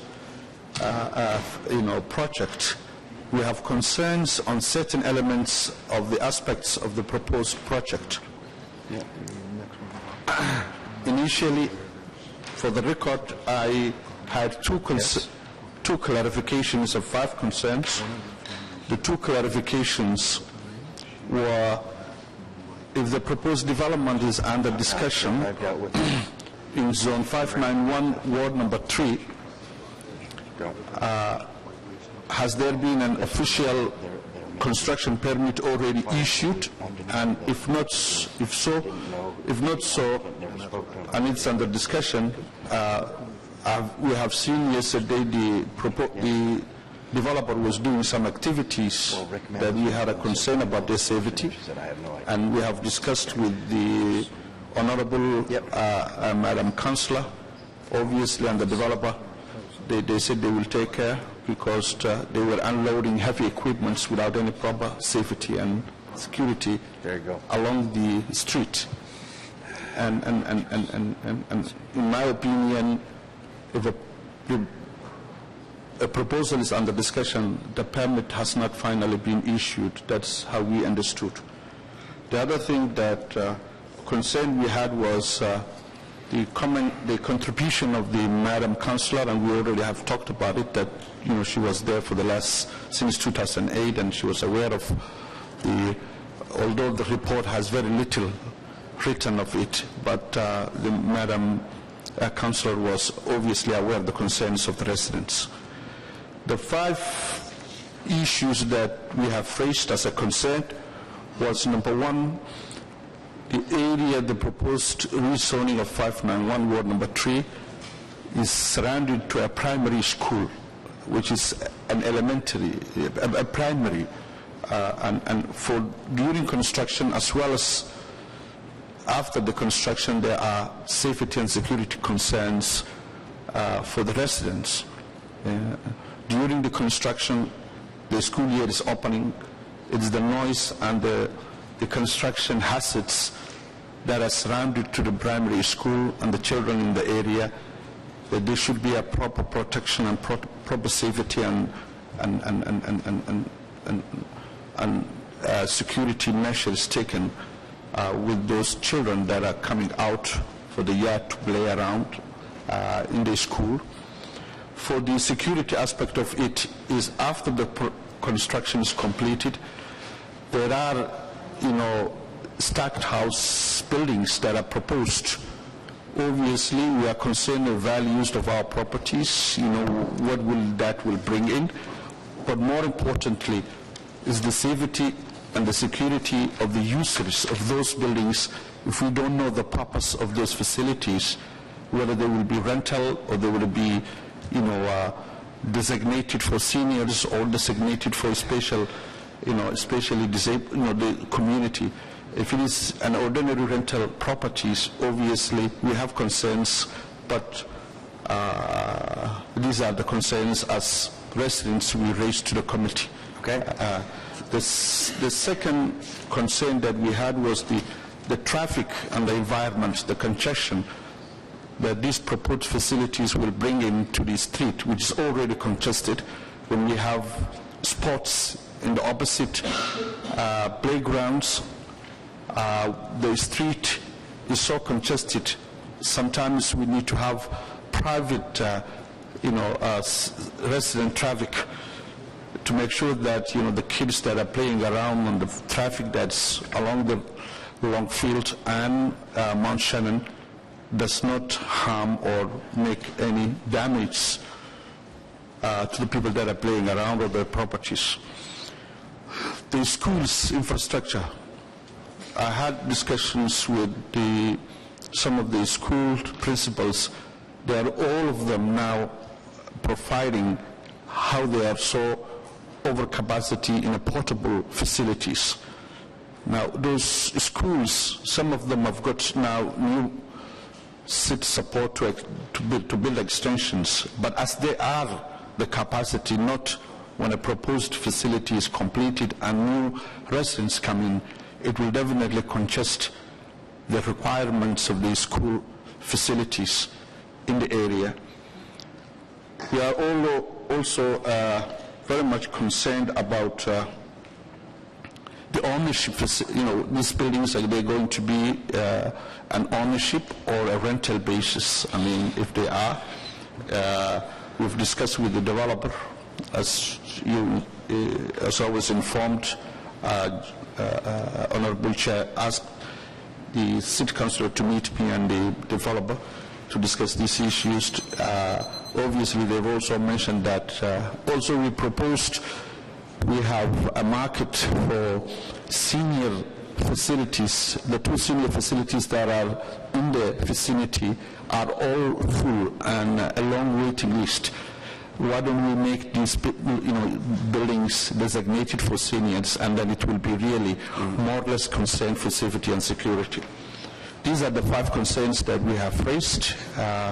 I'm sure the developer will take some of the concerns, and I would like to also hear if there is any of my fellow residents that have sent their concerns through, the media. Okay. Thank you, Mr. Chair. Thank you for your presentation. Are there any questions for the delegation? Councillor Harder? Yeah, I want to thank you for coming out today and for the conversation we had in the hallway. And I know that thank you, Tracy, and Mr. Wise for coming out there as well. As I told you, most of the concerns you have are not related to today's zoning, but I've given you now my Barhaven phone number, and I've alerted my staff there. So, for example, Mr. Chair, one of the things that just happened is that heavy machinery was being unloaded without having a safety person there to protect the unloading of it. So Mr. Wise says that he has a team, and we all know that, the inspectors and that go out randomly and do that. But what I'm saying is you tell me, and that there'll be an extra set of eyes, and we'll take care of that. I also mentioned that actually back in the late 1990s, this development started as the whole called the Longfields Community Land Development Corporation. And there currently exists zoning on this site to allow really the same kind of number of people. It's just they've tweaked it a little bit, and I think that if I was to show you the previous one, what it looked like, I think that you would see that it's better than what we had back in 2008. So as far as the traffic goes, we can deal with that the same situation. My staff does that all the time. So if I take away the issues that are important to the community, but they're not related to, or they can't be considered by the planning staff for zoning, they're important because they matter. They matter more than other things to the community. Those are things that we can handle today in advance of any of this. So, thank you very much. You've raised your concerns with the right person. So, Mr. Lalonde, would you like to come down? I'm okay, Mr. Chair. I agree with Councillor Harder's comments, and I think that Perfect. Okay. Thank you, Mr. Lalonde. Thank you, sir, for your presentation. So just to wrap up. Thank you very much. Thank you. So this is this entire area. It's the way I think that you would always hope a community would be built, in that we have 6 schools in the immediate area. All 4 boards have schools. And we had 32 acres of South Nepean parkland that was previously developed prior to any of those schools. And yet we have, through the Ottawa Community Land Development Corporation, continued the planning from Nepean days of this Longfields area. I can tell you that we have been in consultation with all the schools, and we have kept them apprised on an ongoing basis because we realize the impact. So thank you very much for coming out, Mr. Chair. Okay, so on the item then, is it here? Here. Okay. Go to our last held item is item number 19. Zoning bylaw amendment, part of 19 and 23 Bachman Terrace.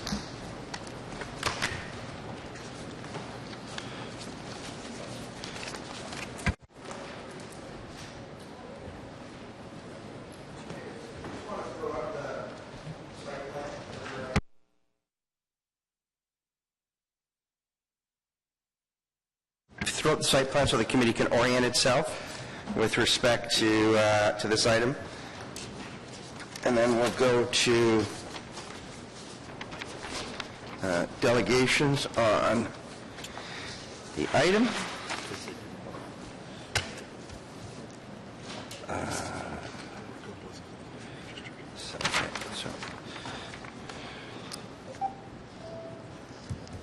Yeah. Okay, they're perfect. Okay. Thank you very much. Mr. McLean, if you'd like to come down.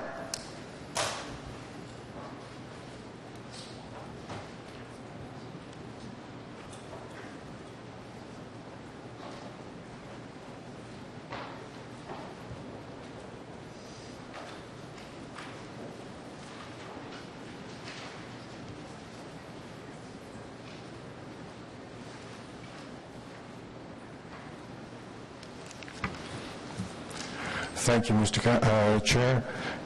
Councilors, I have just a few brief remarks. First of all, one thing that we've noticed, or I've noticed in particular, is absent, and it may be a change in the code, but as I understood it, at one time a building was required to have a second means of egress, use the formal term, a second way out from a room. In this particular case, the third bedroom, as far as I can make out, in the building blocks, it will not have that second way out. There won't be a second stairway, and there certainly isn't a window on the back facing the wall of the other block. Right. I'm not sure of the building code requirements, but whatever is built there will have to comply with the building code requirements. I mean, there is no varying or wiggling or anything with the building codes. I'm not personally conversant with what the code requires from an access perspective, but rest assured that if the code requires it, it will have to be provided. Thank you, sir. The second point I wish to raise is on the matter of parking and traffic issues. It is of considerable concern to the residents on Bachman Terrace. What the proposal even now is for 23 more families living in the area, and to them that represents more cars and more traffic. I realize that it does not fit the purview of planning in terms of what is expected, but it still is an issue for residents in the community. And at the moment, they are seeing overflow parking coming from Pickford and Clarkson Crescent, as well as when people come to use the soccer pitch for soccer games. A third point I have is that when the question of environmental contamination was raised at the Committee of Adjustment, we were subsequently advised that there would be an examination of a Phase 1 environmental assessment, I believe is what it's called, and I see no reference to the results of that study in the report that was passed on to residents about the development. Excuse me. And second and thirdly, or fourthly, I guess, the matter of property values doesn't seem to be something that is a concern. It is a concern for residents who look at 23 more families suddenly in their neighborhood with the back-to-back homes, restricted area that takes care of activities outside the home in front of the house. There's no other place for it to be. Or on the way to using the soccer field or the park. So in a sense, privacy is diminished. Purchasers are going to be aware that this is a particular phenomenon that may not be quite saleable or in their own future. Finally, that particular short shrift to many of their deeply held concerns is what leads residents to be very concerned about what this development entails for their long-term future of their homes. The one thing that buffaloes all of us is the term affordability. It's not something I brought up in my list, but it is something that confuses us because we don't quite see how $300,000 is an affordable unit. That's just the practicalities of the situation as we understand it. And so it is a bit overwhelming to find that term thrown out as something that's being achieved with this development. If there are any questions, sir, I'd be happy to tackle them. You're not encouraging me to have this considered for truly affordable housing as I think you and I would know it as social housing, surely. I'm not sure where the term comes from. I understand your point about affordable housing. You know, 300,000 may be considered affordable in this neighborhood relative to everything else. But I think you should be careful not to say, oh, maybe a good spot for affordable housing. No, sir, I'm not thinking that way. I think your residents might be... I fully appreciate and we both understand what that goes to. Okay. Are there any questions for the delegation? No? Thank you very much for your presentation. Okay.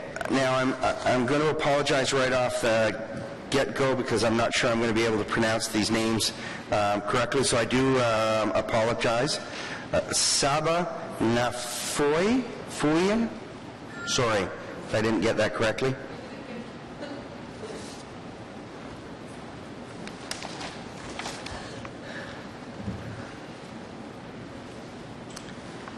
And Mr. Jeet. Sorry? This is Mr. Jeet, Harjeet. Oh, so he is, do you live at 44 Bellevue? I own a house in back now. Okay, so you're Mr. Hajit S. Hothai? Okay, great. So we are here, Mr. Chairman, because the proposal that has been presented to us for Bachman Terrace, it actually, the street on Bachman Terrace, we have to give you a little bit of details of the street. The street on Bachman Terrace, as you can see, it's extremely narrow street.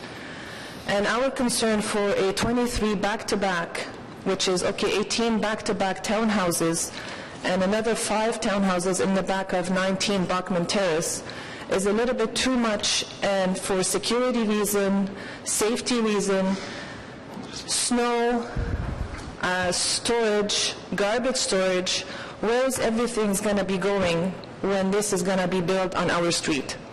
We have the strip mall on your right of Bachman Terrace, which we have a Dairy Queen and we have an exit that's coming out of Dairy Queen right at that corner, an extremely, extremely dangerous corner. Every time we pass by the Bachman Terrace, we have to stop because the people that are passing, they're going out of the Dairy Queen, they do not look both ways. They just come out because it's an exit. So we have to stop. It's a blind corner, and nobody can understand how they're going to be building these 23 townhouses. We're looking at 50 additional cars on that street. Where is everybody going to go? Considering the winter time, the snow,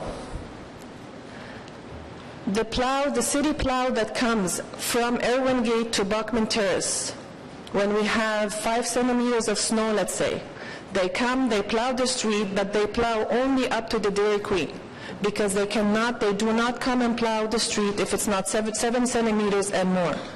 So just imagine the plow coming by up to Dairy Queen, right at the corner, lift the plow up and just continue on driving. If we have this consistent of cars, over 50 cars coming by the street, and we've seen this problem happening before. As soon as they come to turn the corner, the car loses control because the snow is still there. They did not plow the snow because it's not 7 centimeters. How we have to actually help the cars be pushed up for them to be driven out of that street. So this is a big consideration for us. The snow, where are they going to be putting the snow? If you look at the design, the space between the houses. So I'm going to just, I understand those are, in the planning process we have, this property, should it be approved, will be subject to two different processes. One determines today that the proposed use is appropriate for the land and can be done. Then there's a site plan process where all of those issues are resolved, and where does the snow go, where does the garbage go, how do they access and egress the site. What we're deciding now is, yes, they can put townhouses in some configuration on that property. And those issues that you're resolving or you're bringing forward, the resolution of them rests between you and Councillor Hubley. So if we determine that, yes, townhouses are appropriate, the applicant will have to then prepare a site plan, and there'll be a legal agreement that the city and the developer will enter into that will deal with all of those issues. And the approval authority for that agreement is Councillor Hubley. And where you can't agree, you'll come back for a hearing before us on just those specific issues.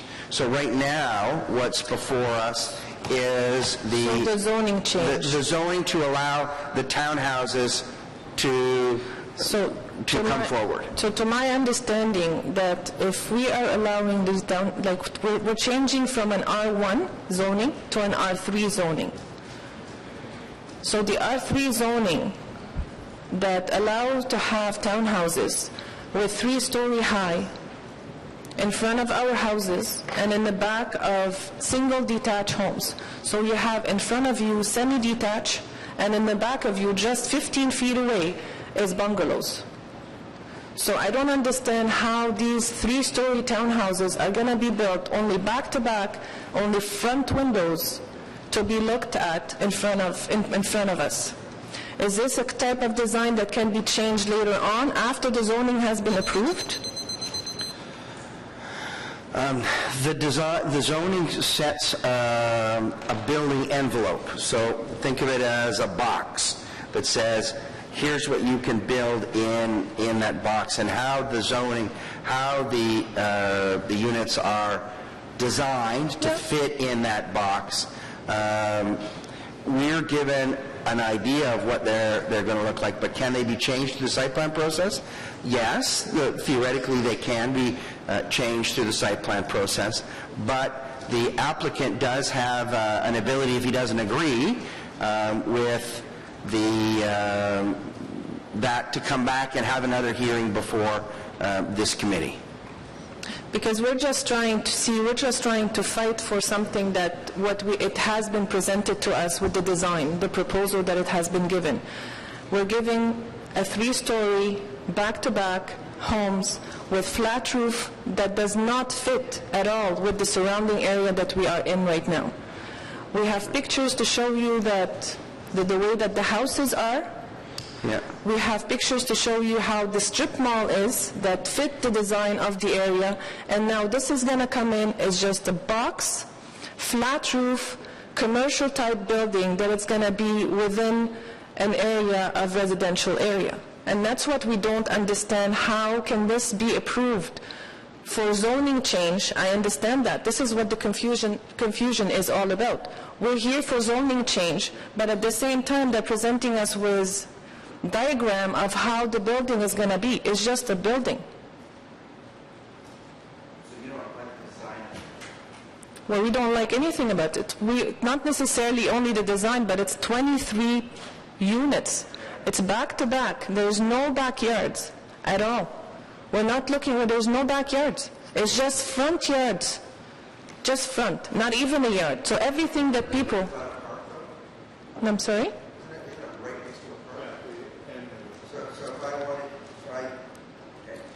So it's going to be facing our homes, our semi-detached. The park is on the left.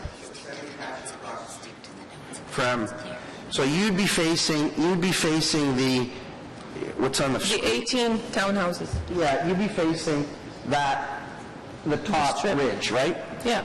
So you'd have 2, 4, 6, 8, 10 houses where you have 1, 2, 3, 4, 5, 6, 7, 8.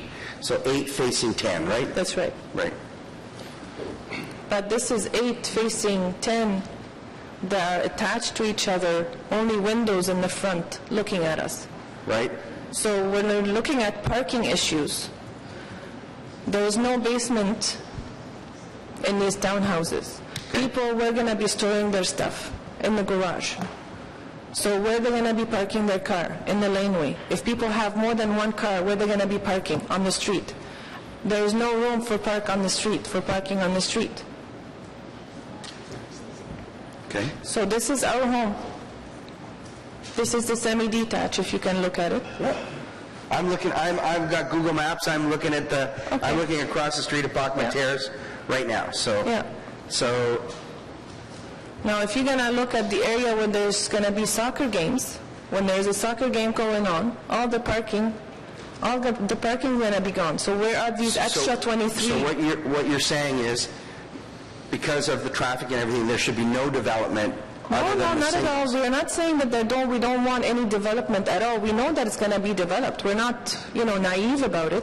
We know that something is going to be built. We're just saying there's 23 of them in that corner. It's too much for that street. Okay. So what's a better number? 10? 15? 22? 36? I mean, how do you choose? Would you, if it was eight semis, would that be better? So how would the study of parking and how would the study of traffic is going to be done? Like, is there? We've asked Tracy to do some traffic study. We've asked her to do some parking study, but there's nothing. Traffic and snow and all of those. Those are issues around the site plan.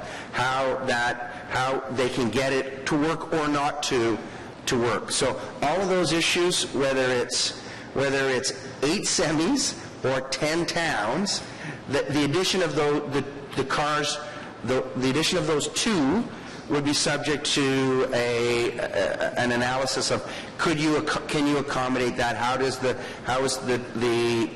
traffic going to work on that site? So. Yes. Okay. There is a big difference, yes. 8 semis and 23 townhomes, there is a big difference in the numbers. So 23 homes in a very small corner brings a lot of density and a lot of other issues, and 8 semis would be fine. That would be okay, because if it's in front of that.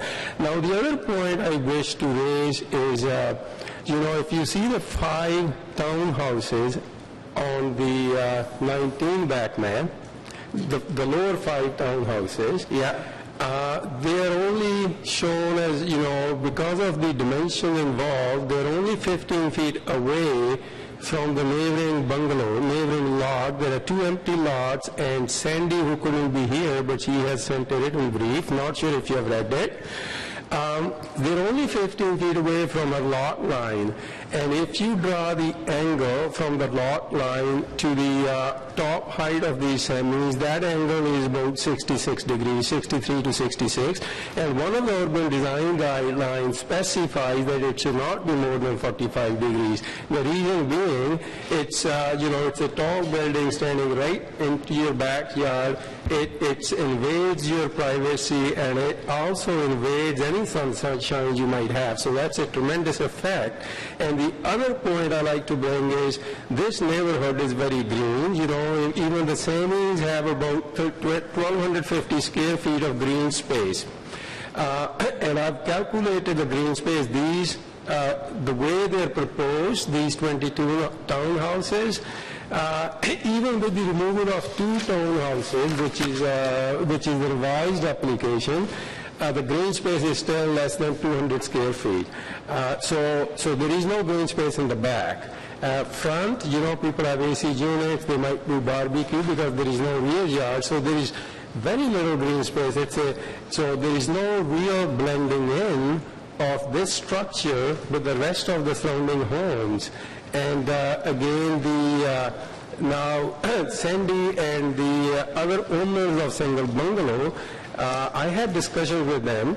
What we were saying is, if you have a 5 townhouses standing right only 15 feet away from the lot line and 23 townhomes next door, and John has sent the brief, shared with me, he spent about $600,000 on the single bungalow as a retirement bungalow.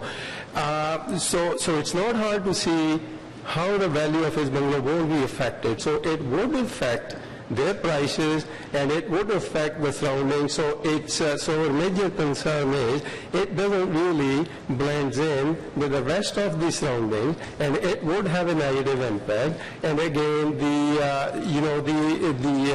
privacy issues would be invaded, and the sunshine and others, and safety would be another issue because it's a very narrow road. In the winter, it becomes a one-lane street, and the kids from these 23, whatever houses, the only place they can have is, this little street.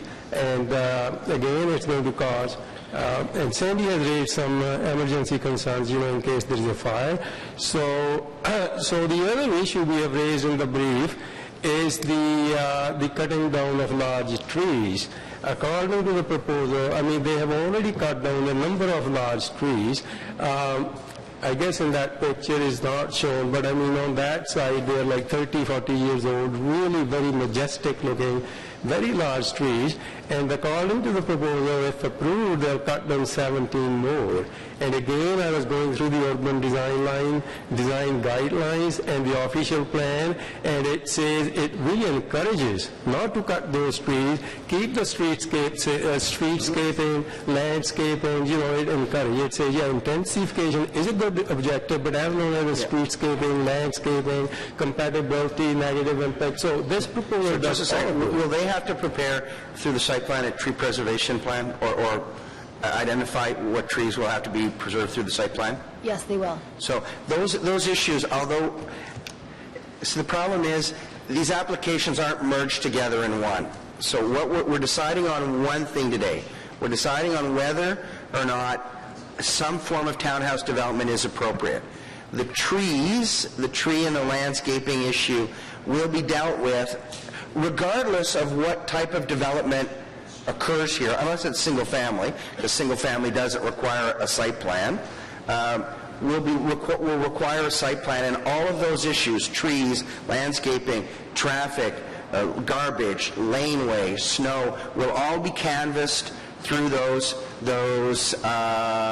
issues. And through the site plan, he can be required to preserve a variety of trees, all of the trees, none of the trees. I'm not sure what that's going to be dealt with, but that will be between the applicant, the councillor, and you. So you'll be able to sit down with a plan and say, okay, these trees are all being saved, these ones are being cut down. Councillor Hubley, I don't agree with that, don't do it. We want the applicant to save all of them, but that's not a discussion that we're having here today. Now, what is the definition of a townhouse? We don't know. Does it have to have a backyard, or it can be without any backyard, back-to-back townhouse? Well, I guess the zoning that's being proposed here allows for back-to-back townhomes, and I would think, given its proximity to a whole bunch of city-owned green space park, that's why it's one of the reasons why it's seen as appropriate. That's correct, Mr. Chair. So yes. But why would it have to change from an R1 to an R3? Why wouldn't they go R2 like us? We could make it an R1 zone with an exemption to permit. I think on the R3 they have the right to build the flat roof. Oh, you have the right to build a flat roof in any. I could build a single-family home with a flat roof on that property today. The zoning doesn't require you to construct a type of roof. So now our fight would be with our councillor. Right. So let's say I bought I bought a lot on your street and in the middle of your 3 homes, which are, you know, there are 4 sets of townhouses, right, or semis, and I bought one in the middle. Today, I could go in and build a flat-roofed semi if I wanted to. There's nothing in the zoning that requires a gabled roof or a hip end, whatever they call them. So I can build that today. And But we're just actually, because the way that we're coming here, we know that we need to show why the zoning doesn't need to be changed, because the area that we live in doesn't accommodate 23 people with 2-car families, 23 families with cars, with no front yard, no backyard. This is where the street is too narrow for this type of people. Right. This amount of people. That's all we were talking about. And that's what the committee will ultimately decide. You don't believe townhouses are appropriate? And, no, I don't. 20... We're saying that 23 of them is too much density on that street, too many people on that street. That's all we're saying. Okay. And the flat roof is only one aspect. There are many other issues, and that's not the single determinant factor. Perfect. Okay.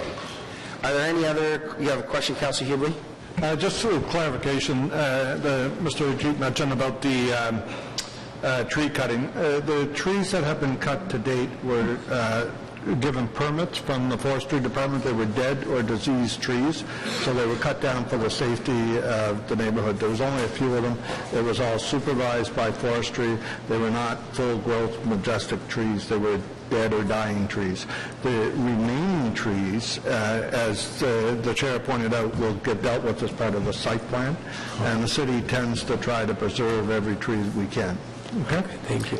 And the flat roof piece for the information for the committee, it's part of how they're addressing the drainage issues, is the flat roof would be able to store water and release over time. Thank you, Mr. Chair. Perfect. So are there any other questions for the delegation? Thank you very much for your presentation. Mr. Krajewski, if you'd like to come up.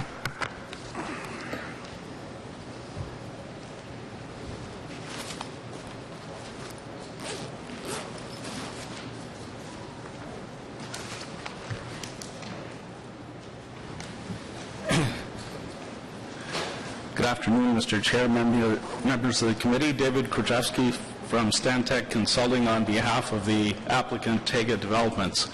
Well, as the committee will appreciate, infill and intensification projects are a challenge. However, they are necessary.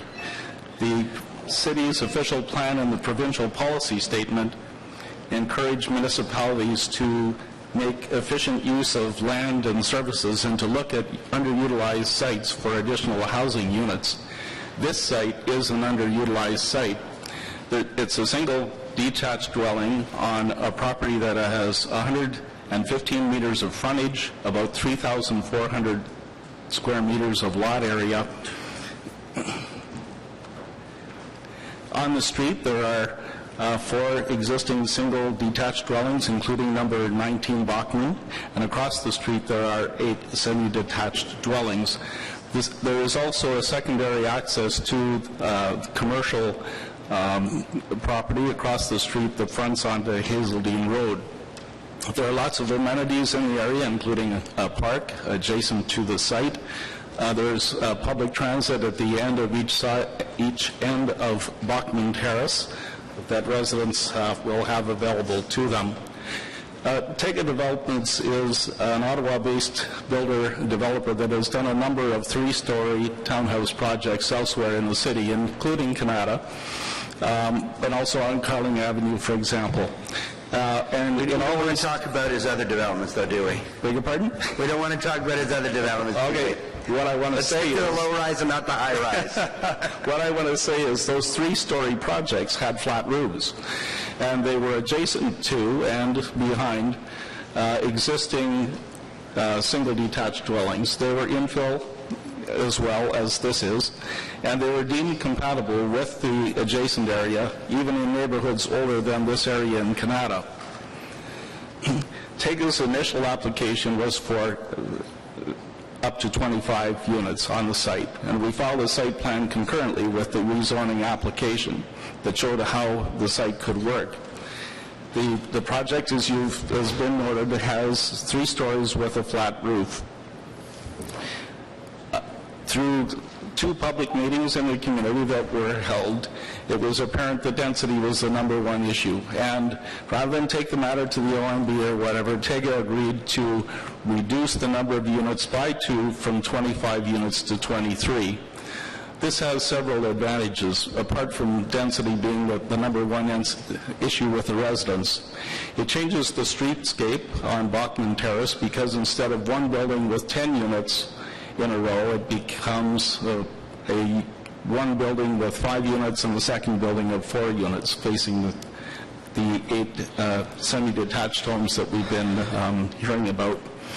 In addition, additional green space is provided on the site, an extra area for snow storage. I should mention that Bachman Terrace, I believe, is a normal 20-meter wide right of way, and I believe the pavement width is up to city standards. The reduction by 2 units from 25 units to 23 units has a slight impact on traffic. When we looked at 25 units, our transportation engineers forecast that the number of vehicles that would be generated by 25 units in the busiest hour in the morning, the busiest hour in the afternoon, was in the magnitude of 17 to 19 vehicles per hour, which is approximately, well, it's less than 1 vehicle every 3 minutes on average. The city's official plan implements the provincial policy statement and requires that development be compatible with its surroundings. We believe that our application meets the city's policies in its official plan and also the urban design guidelines for low-rise infill housing. In fact, if you look at the photos that are in the document, there are a number of photos that are 3-story flat-roof townhouse projects or singles or semis, not just behind existing development, but beside existing development. And the city's documents promote flat-roof 3-story buildings as being compatible in established neighborhoods. I won't talk about parking. I will speak briefly about parking. Now, Mr. Krajewski, I hear what you're talking about, all those issues, but those are really site plan issues. Okay. And, if you need to talk to Councillor Hubley and staff about those issues. The committee is really seized now of the issue around the appropriateness of the townhouse use. So let me just conclude by saying that the application for zoning bylaw amendment is in conformity with the official plan, including its urban design policies in the document. It's supported by the provincial policy statement, and we believe that it represents good land use planning, and we respectfully request that our application for amendment to the zoning bylaw be approved. Thank you. Okay. Are there questions for Mr. Krajewski? So, Mr. Krajewski, maybe I'll have just one or two. The performance standards that exist on the site, with the zoning on the site today, yes, and the performance standards with which you are asking for with respect to the height of the buildings. Right. What's the difference? Well, the R1M zone that applies to the property today allows a building up to 11 meters in height. Right. The site plan that we're not asking for a change in building height. However, the site plan that we did file has a maximum building height of 9.2 meters. So we're actually within the 11 meter. The site allows me to build an 11-meter building, and what you're proposing is a 9.2 meter height. 2 meter height. Okay. Correct. Okay. Councillor Hubley? Just would like to discuss something with the gentleman, if we could. You did mention that after the public meeting, there was a change made where you dropped 2 units, because for the benefit of the committee, one of the key issues being discussed at the public meeting was the perceived lack of space for garbage storage, because this is going to be a private road where the garbage trucks will not go down. They'll have to arrange for their own garbage pickup in the back, and also snow storage, and the lack of visitor parking. A big issue for the street is, as the residents mentioned, the lack of space now, even if they don't do anything with this site, the lack of space for cars on the road today.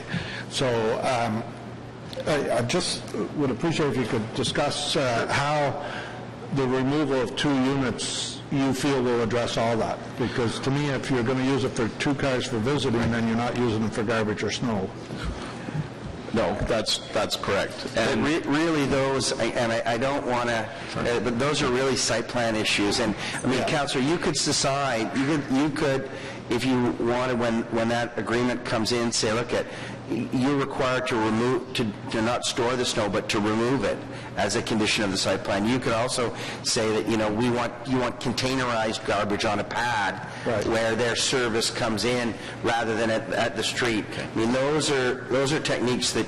Understood, Mr. Chair, but the issue here for residents, which I represent, is for them to get their head around the idea of what, like we're talking about taking a street that currently has about 12 homes on it and tripling the number of families on the street. Okay? Right. I understand. And so in order for them to accept that there's going to be a change to the street, they got to get their head around how this is going to work. I know we can't put this into it now that it's part of the site plan, but any education or enlightenment we can get on how those issues would be dealt with would certainly help decide for me whether I would support the application, and I'm sure make it more comfortable for the residents to know what's coming. And if I can just jump in, it is important now, because if we zone for 23 units and give them that right, that limits what can be done during site plan with the availability of space for snow storage, for garbage disposal, for the length of driveways. Not necessarily. Well, no, if we give them 23 units, they only have a so much. If they're required, if one of the conditions is required to have a pad, they have to accommodate that, whether they have 23 units or not. That's their responsibility to figure out how that they make those things work.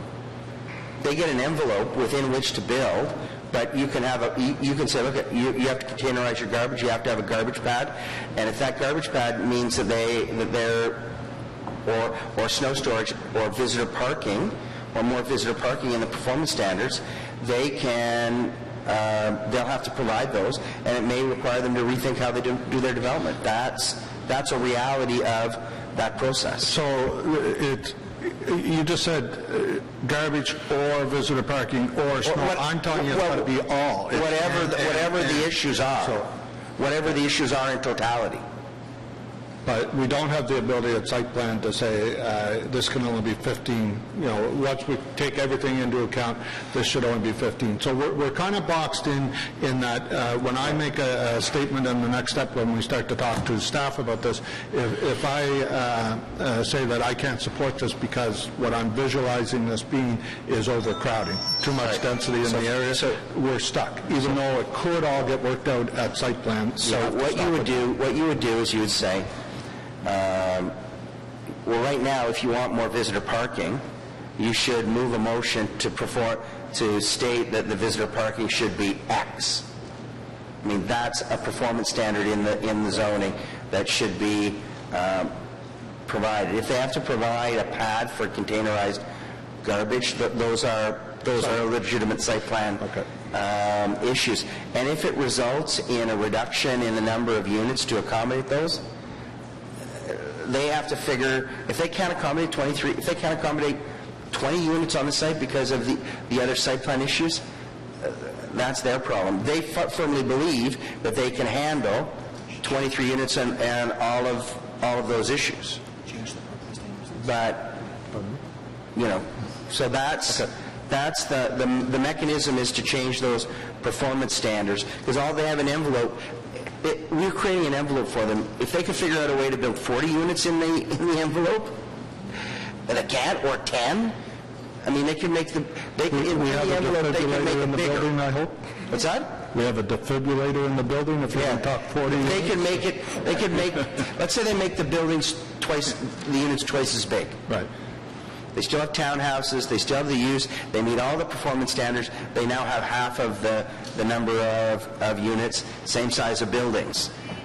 So that could be very well a function of the zoning. But if you want things like 5 visitor parking spots or whatever it is, now's the time to deal with those performance standard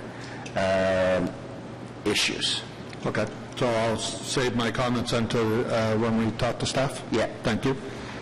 So are there any other questions for Mr. Krajewski? No. Okay, thank you, Mr. Krajewski, for your presentation. Thanks. Okay. I am going to counsel... If the club... Yeah. Okay. So visitor parking proposed is 2, Councillor. So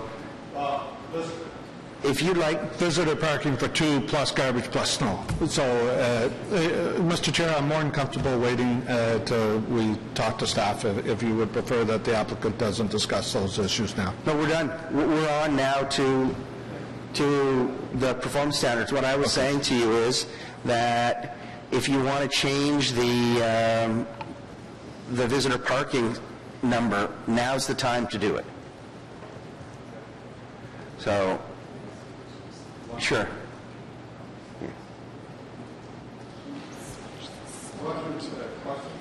No, go ahead. I'm Councillor Hobbs, go ahead.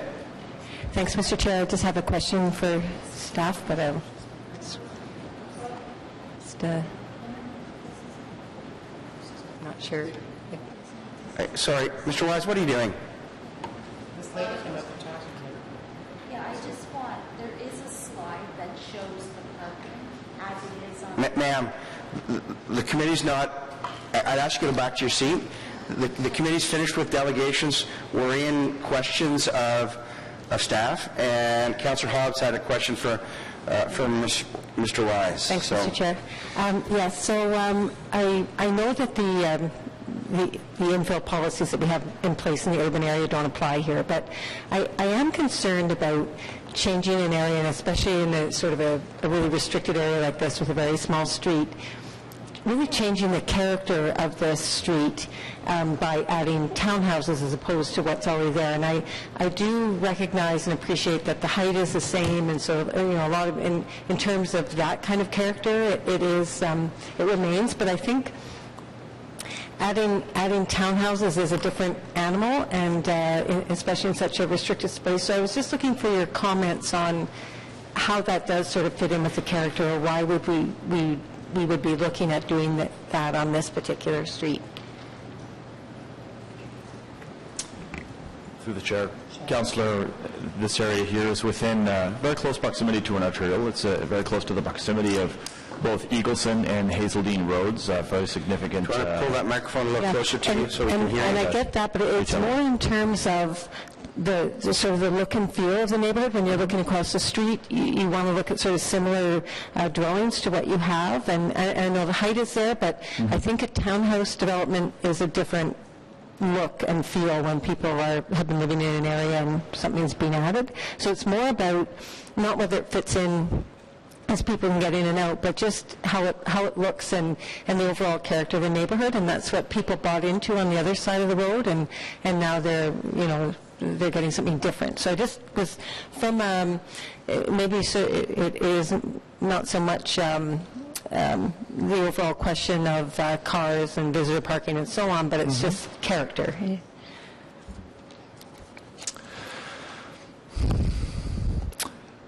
And I know this is something we do in the urban area now because we want things to look similar. If people don't have garages on 21 homes around, you can't add a garage. That's the sort of thinking we're doing the urban area to protect character, and I have a concern about this, and I know lots of things might be handled in site plan, but I do have a concern about changing the dynamics of this street in a very kind of limited street. You know, it's. I think the challenge with this one, Councillor, is that we are talking about townhouses that would be what we would consider within the official plan, and certainly what we would consider in this case to be low density within this area. This area is considered to be that case. These are three-story townhouses that are occurring along a local road, which can support that capacity. The review that staff has done so far indicates that there is servicing capacity available to do this, to provide that kind of development. In the end, we're talking about 50 units per hectare, which is, yes, it is a step up from the single family and the semi-detached that is there, but it is not a step up to medium density, high density uses. It's still consistent with what we would consider to be at a staff level, and certainly within that official plan, to be a compatible development within it. Now, I understand and I hear that there are concerns and questions with respect to the design or the architecture of the building, and that's certainly something that we can look at a little bit more closely within the site plan in terms of that fit and the character of the fit. And we can look at applying the urban design guidelines architecturally with to make sure and see if we can, provide some elements of compatibility within it. But in terms of overall picture, which is the level of the zoning that we're looking at, staff are very comfortable that the proposed use of the townhomes is a compatible fit within this area, given that they are more of a lower density use, given that they are adjacent to a local park, given that the services are available to meet them, and also given that they are in close proximity to what we would consider to be a fairly major arterial area. Okay. I don't know if that, and I do appreciate that, and I guess my concerns are more, and I know I grew up in suburbs, I don't live there anymore, but in the urban area, if we were going to do something like this, we would be drastically altering what people's expectations are. It's one of the biggest fears when there's sort of deep areas of sites that are available for development, that we will get this type of building coming. That people don't want zoning changes for attached multi-units like townhouses. So that's my concern, and I just while I appreciate everything and appreciate the intensification requirements, I am concerned about that. So thanks. Yeah, Councillor Blake. Yeah, thanks. I'd like to understand how you took the outcomes and the work that we did during the suburban planning review process this year to look at this particular application, because we spent a lot of time talking about the mix of towns and singles, the mix of semis and singles, how many parking spots we provide, and I don't see any of those discussions reflected in our apparent, or the department's apparent support of this particular application. And while it's not at site plan yet, the draft or conceptualized site that they proposed. So I'm wondering how all that effort has been translated into this particular review. Do you mean, Councillor, with respect to the actual site plan and characteristics themselves, or? No, I'm talking about, we went through a fairly lengthy process. I know that I don't think we're done yet, but there were a number of discussions about how we plan suburban communities going forward, and how we look at the interaction between towns and singles, and visitor parking, and laneway length, and how we deal with cars and pedestrians and all these kinds of things. And I look at the street as it's designed now, with the commercial and this big vacant property on the corner, as you can see. I don't think it meets the standard widths of a road. It doesn't look like any suburban road I recognize. And to then jam 23 back-to-backs on it, if it was starting as a greenfield, maybe you could see it, but as an intensification, it doesn't, from my way of thinking, make a lot of sense. And I don't see any of our discussions on how we want to change the way we plan suburbs reflected in our analysis of the proposal. So I'm just wondering, did we just not take that into account, or? Councillor, with respect to Bachman Terrace, it's a 20-meter right-of-way. The paved surface is 8.5 meters in width, which is what we would consider to be consistent with the local road standard. So it is in line with what the City of Ottawa considers to be engineering standards for that road design. So certainly it can accommodate the vehicle traffic that's along there. Certainly this is also subject to, and I'm just looking at it to the south along Hazeldean Road, that is also subject to the new zoning for arterial main streets as well too, that has gone along through Hazeldean. And if memory serves, that area has been upzoned as well fairly significantly to allow for, I believe, six-story buildings to occur all the way along that northern side of Hazeldean Road. So certainly in terms of the overall intensification, trying to fit and make better use of the resources that we have to intensify, to put in more residential homes, to put in families so they can use the services that we have. Staff do feel that we are considering the principles that we've talked about within the Building Better Suburbs, that we have reflected and we have considered the use of resources that we have available to us, and that we are doing what we can to maximize the services that are available.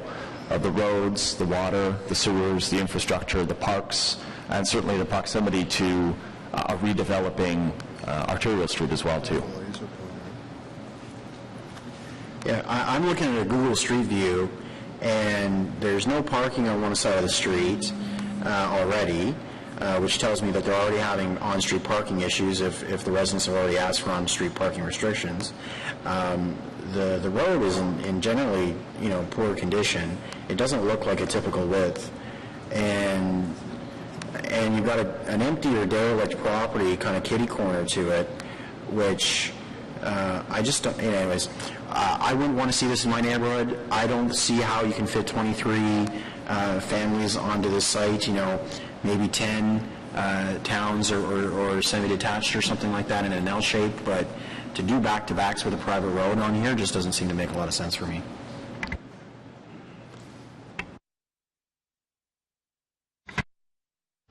Okay. Anybody else? Councillor Healy? Oh, Councillor Cadre. Do you have questions, Councillor? Go ahead, Councillor Healy. Cadre. Thank you very much, Mr. Chair. Just a question in terms of the visitor parking. Where did the 2 parking spots come from? Is that the requirements on this site, or? Through you, Mr. Chair. The visitor parking, I believe there was a mention in the report of 2 visitor parking spaces. That is something that is actually not required in the zoning bylaw. Visitor parking can be accommodated in the driveways, and that's all that's required as per the zoning.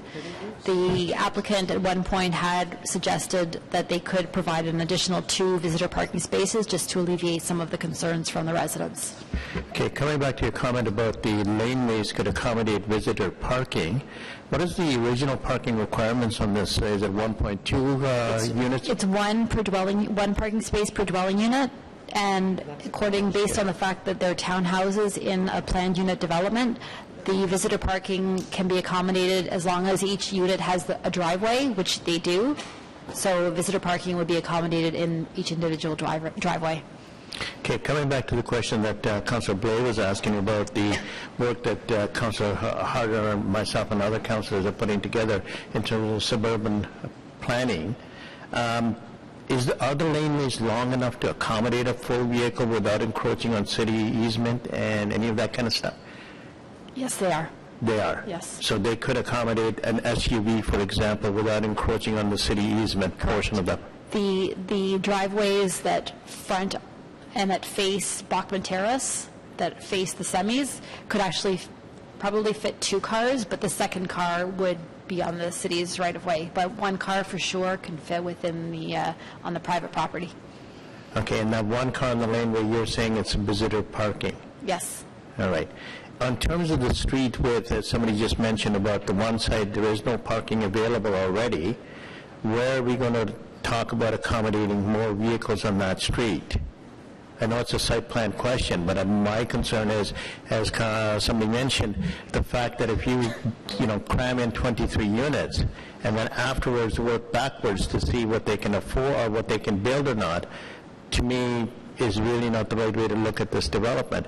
Already you have a restriction from the commercial establishment for traffic flow going straight across down Bachman. They have to make a left-hand turn coming out of that plaza. So you're saying by doing that move already that there should be no more vehicles coming into this part of the street from a commercial development, yet we're willing to put in 23 more units with the number of cars that will be traversing that street into the neighborhood. And so you're asking about where visitors would park? That's correct. Well, they would be permitted on-street parking, but granted, there's not a lot available on the street, so they would have to make use of hopefully the driveway parking of whomever they're visiting.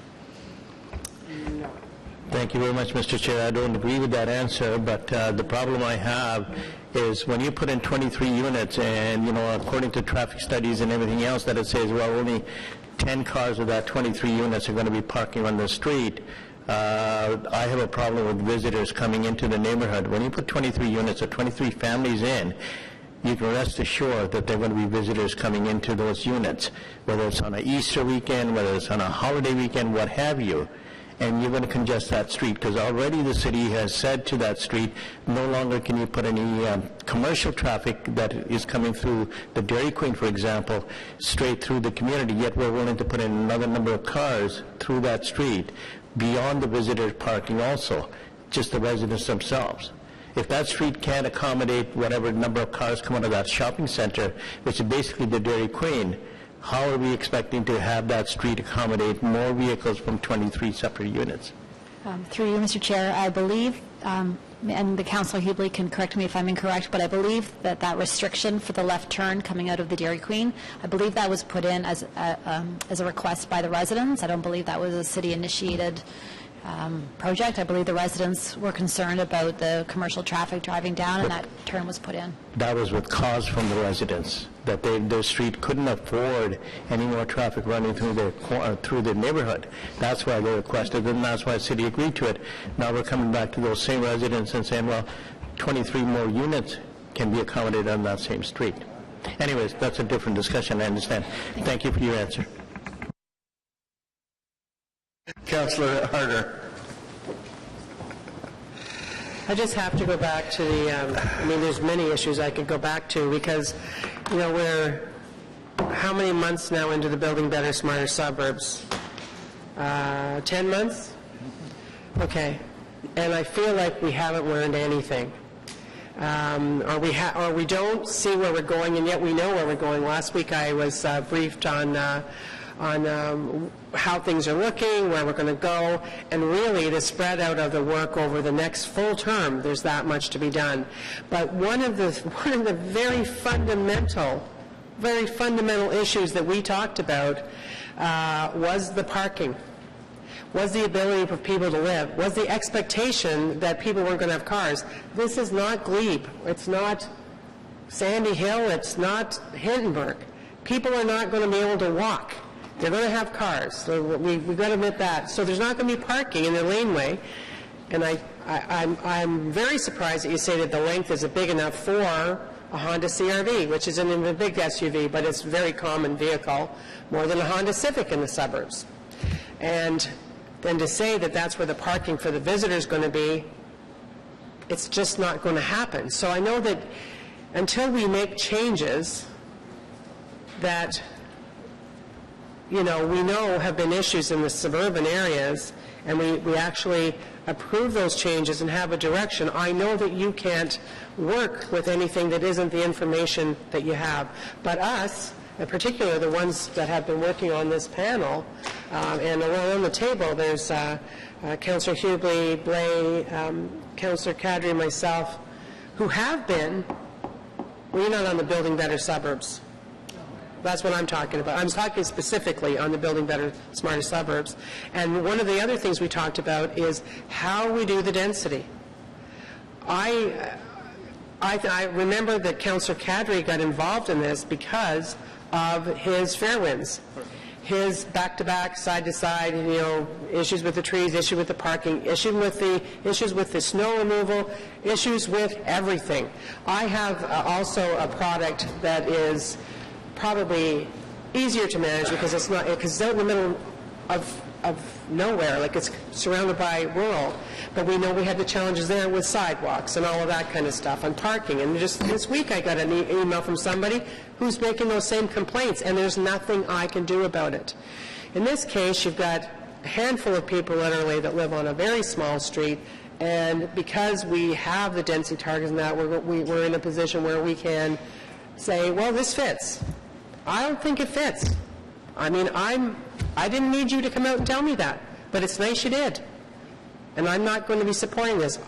I like the fact that you've all said, look, we understand there's going to be something there, but over 20 units is in my mind not manageable for the people that will live there, and they won't know it until they move in.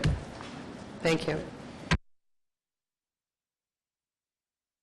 Mr. Hubley, if you have questions or motions or short speech, I'm rapidly sensing a consensus of the committee. So and a trip to the Ontario Municipal Board. So, Mr. Mark, you're going to have to prepare some. We're not going to ask you to do it now, but you're going to have to prepare some reasons that are not related to snow and things that will relate to matters that we can can be argued before the board. Right? Yes, Mr. Chair. Okay, perfect. So, Councillor Hubley. Thank you very much, Mr. Chair. A couple of things to highlight here. It was mentioned about the location to the arterial. If you look on that map up there, you'll see Hazeldean Road is the big arterial. The exit from Bachman Terrace onto that little side street called Irwin Gate, you're talking about taking what's about 12 homes now and tripling the number of families on that street and funneling them all up that street there to Hazeldean Road. We cannot put anything beyond a stop sign in that corner. And you'll notice the bend in the road for the benefit of the committee. That's a blind corner. You can't see what's coming around that corner. So there's a significant number of accidents. There was also a pedestrian killed in that area in the last 2 years. There's been a lot of issues, and to triple the number of homes in there is very worrisome to me. The big green space next to the commercial site there is actually a hill going downhill. So it's not a blank, flat piece of land that someone's going to build on. And so that's important to note that that's there. And probably why it's still there in green. I'm surprised to hear that increasing the street 3 times the number of families is not even considered medium density. Do we decide the densities based on the total number versus what the impact of the street is? How does that work, that wouldn't even rate medium density? I'm thinking of it in terms of height, Councillor. Certainly in terms of 50 units per hectare, we would be considering that to be, we would be considering that to be a lower medium density for certain. But with respect to the height thresholds, I was referring to that. So in terms of I was referring to it in terms of built form, and I apologize for the misunderstanding. It's actually what you've done is you pointed out, and I think this is where Councillor Harder was going, is through efforts such as building better suburbs that we're working on. I think the city's policy on intensification needs to be, it's mature enough now that we need to look at it in the sense of how these kinds of things can happen with it and fix it. Because in my world, and I hope everybody else's, it just doesn't make sense to do that to a street. It really, really changes, as Councillor Hobbs says, changed the whole character of it. So I'll keep my comments brief. I understand that the chair doesn't want to talk about snow or garbage. That's fine. It's a huge concern. Sorry, it's not that you can talk about snow or garbage. And that's all fabulous. But at the end of the day, it's not. It shouldn't be. It shouldn't be the defining reason for rejecting the application? Because if it is, you won't be able to sustain the rejection at the Ontario Municipal Board. So what I see as the primary reason here, and I believe it is part of this application, is the density. The original proposal that came in for this site was a much smaller use of it. They also included some underground parking, which was going to take a lot of the cars off the street. All the trees were being left in place and everything. The fact that this has now morphed into basically using every square footage for housing it takes it away, like ruins the fit for the neighborhood totally, and to be very frank, lost my support in doing that move, because the harder I look at this, I can't see how, whether it's at this stage of the game when we're talking about the density, or at the site plan where we would be talking about where are all these cars going to go, where's the garbage going to go, all those issues, I can't see that being resolved there. I really think, and I hope my colleagues will reject this proposal so that we can have a chance to try to make it something more reasonable going forward. So thank you very much, Mr. Chair. Okay, good. So you're going to ask for yeas and nays then? You're going to ask for yeas and nays, or are you, actually it would be better, Councillor, if you would move that, that Planning Committee recommend Council reject.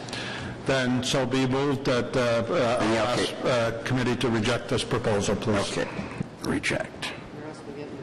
Yes, exactly. I was just thinking of that problem. So, okay, so I'm going to call yeas. I'm going to call yeas and nays on Councillor Hubley's motion to reject the application. So, Councillor Hubley, you want to vote yes to your motion? I'm calling yes. Yeah, okay. Councillor Manette, Councillor Caudry? Yes. Councillor Tierney? Yes. Councillor Blais? Yes. Councillor Blois, Councillor Schwelle, Councillor Hobbs? Yes. Councillor Harder? Yes. Myself? No. Okay, that carries. So, Mr. Mark, you need to provide reasons to Councillor Hubley for rejecting the application, so that we will be able to sustain the matter before the board, should it find its way there. Okay? So you'll do that for council on the 27th. Yes, Mr. Chair. Okay, thank you very much. Thank you very much. That concludes that item. We're going to move on to, actually that's it. So we are good. Let me go to the back.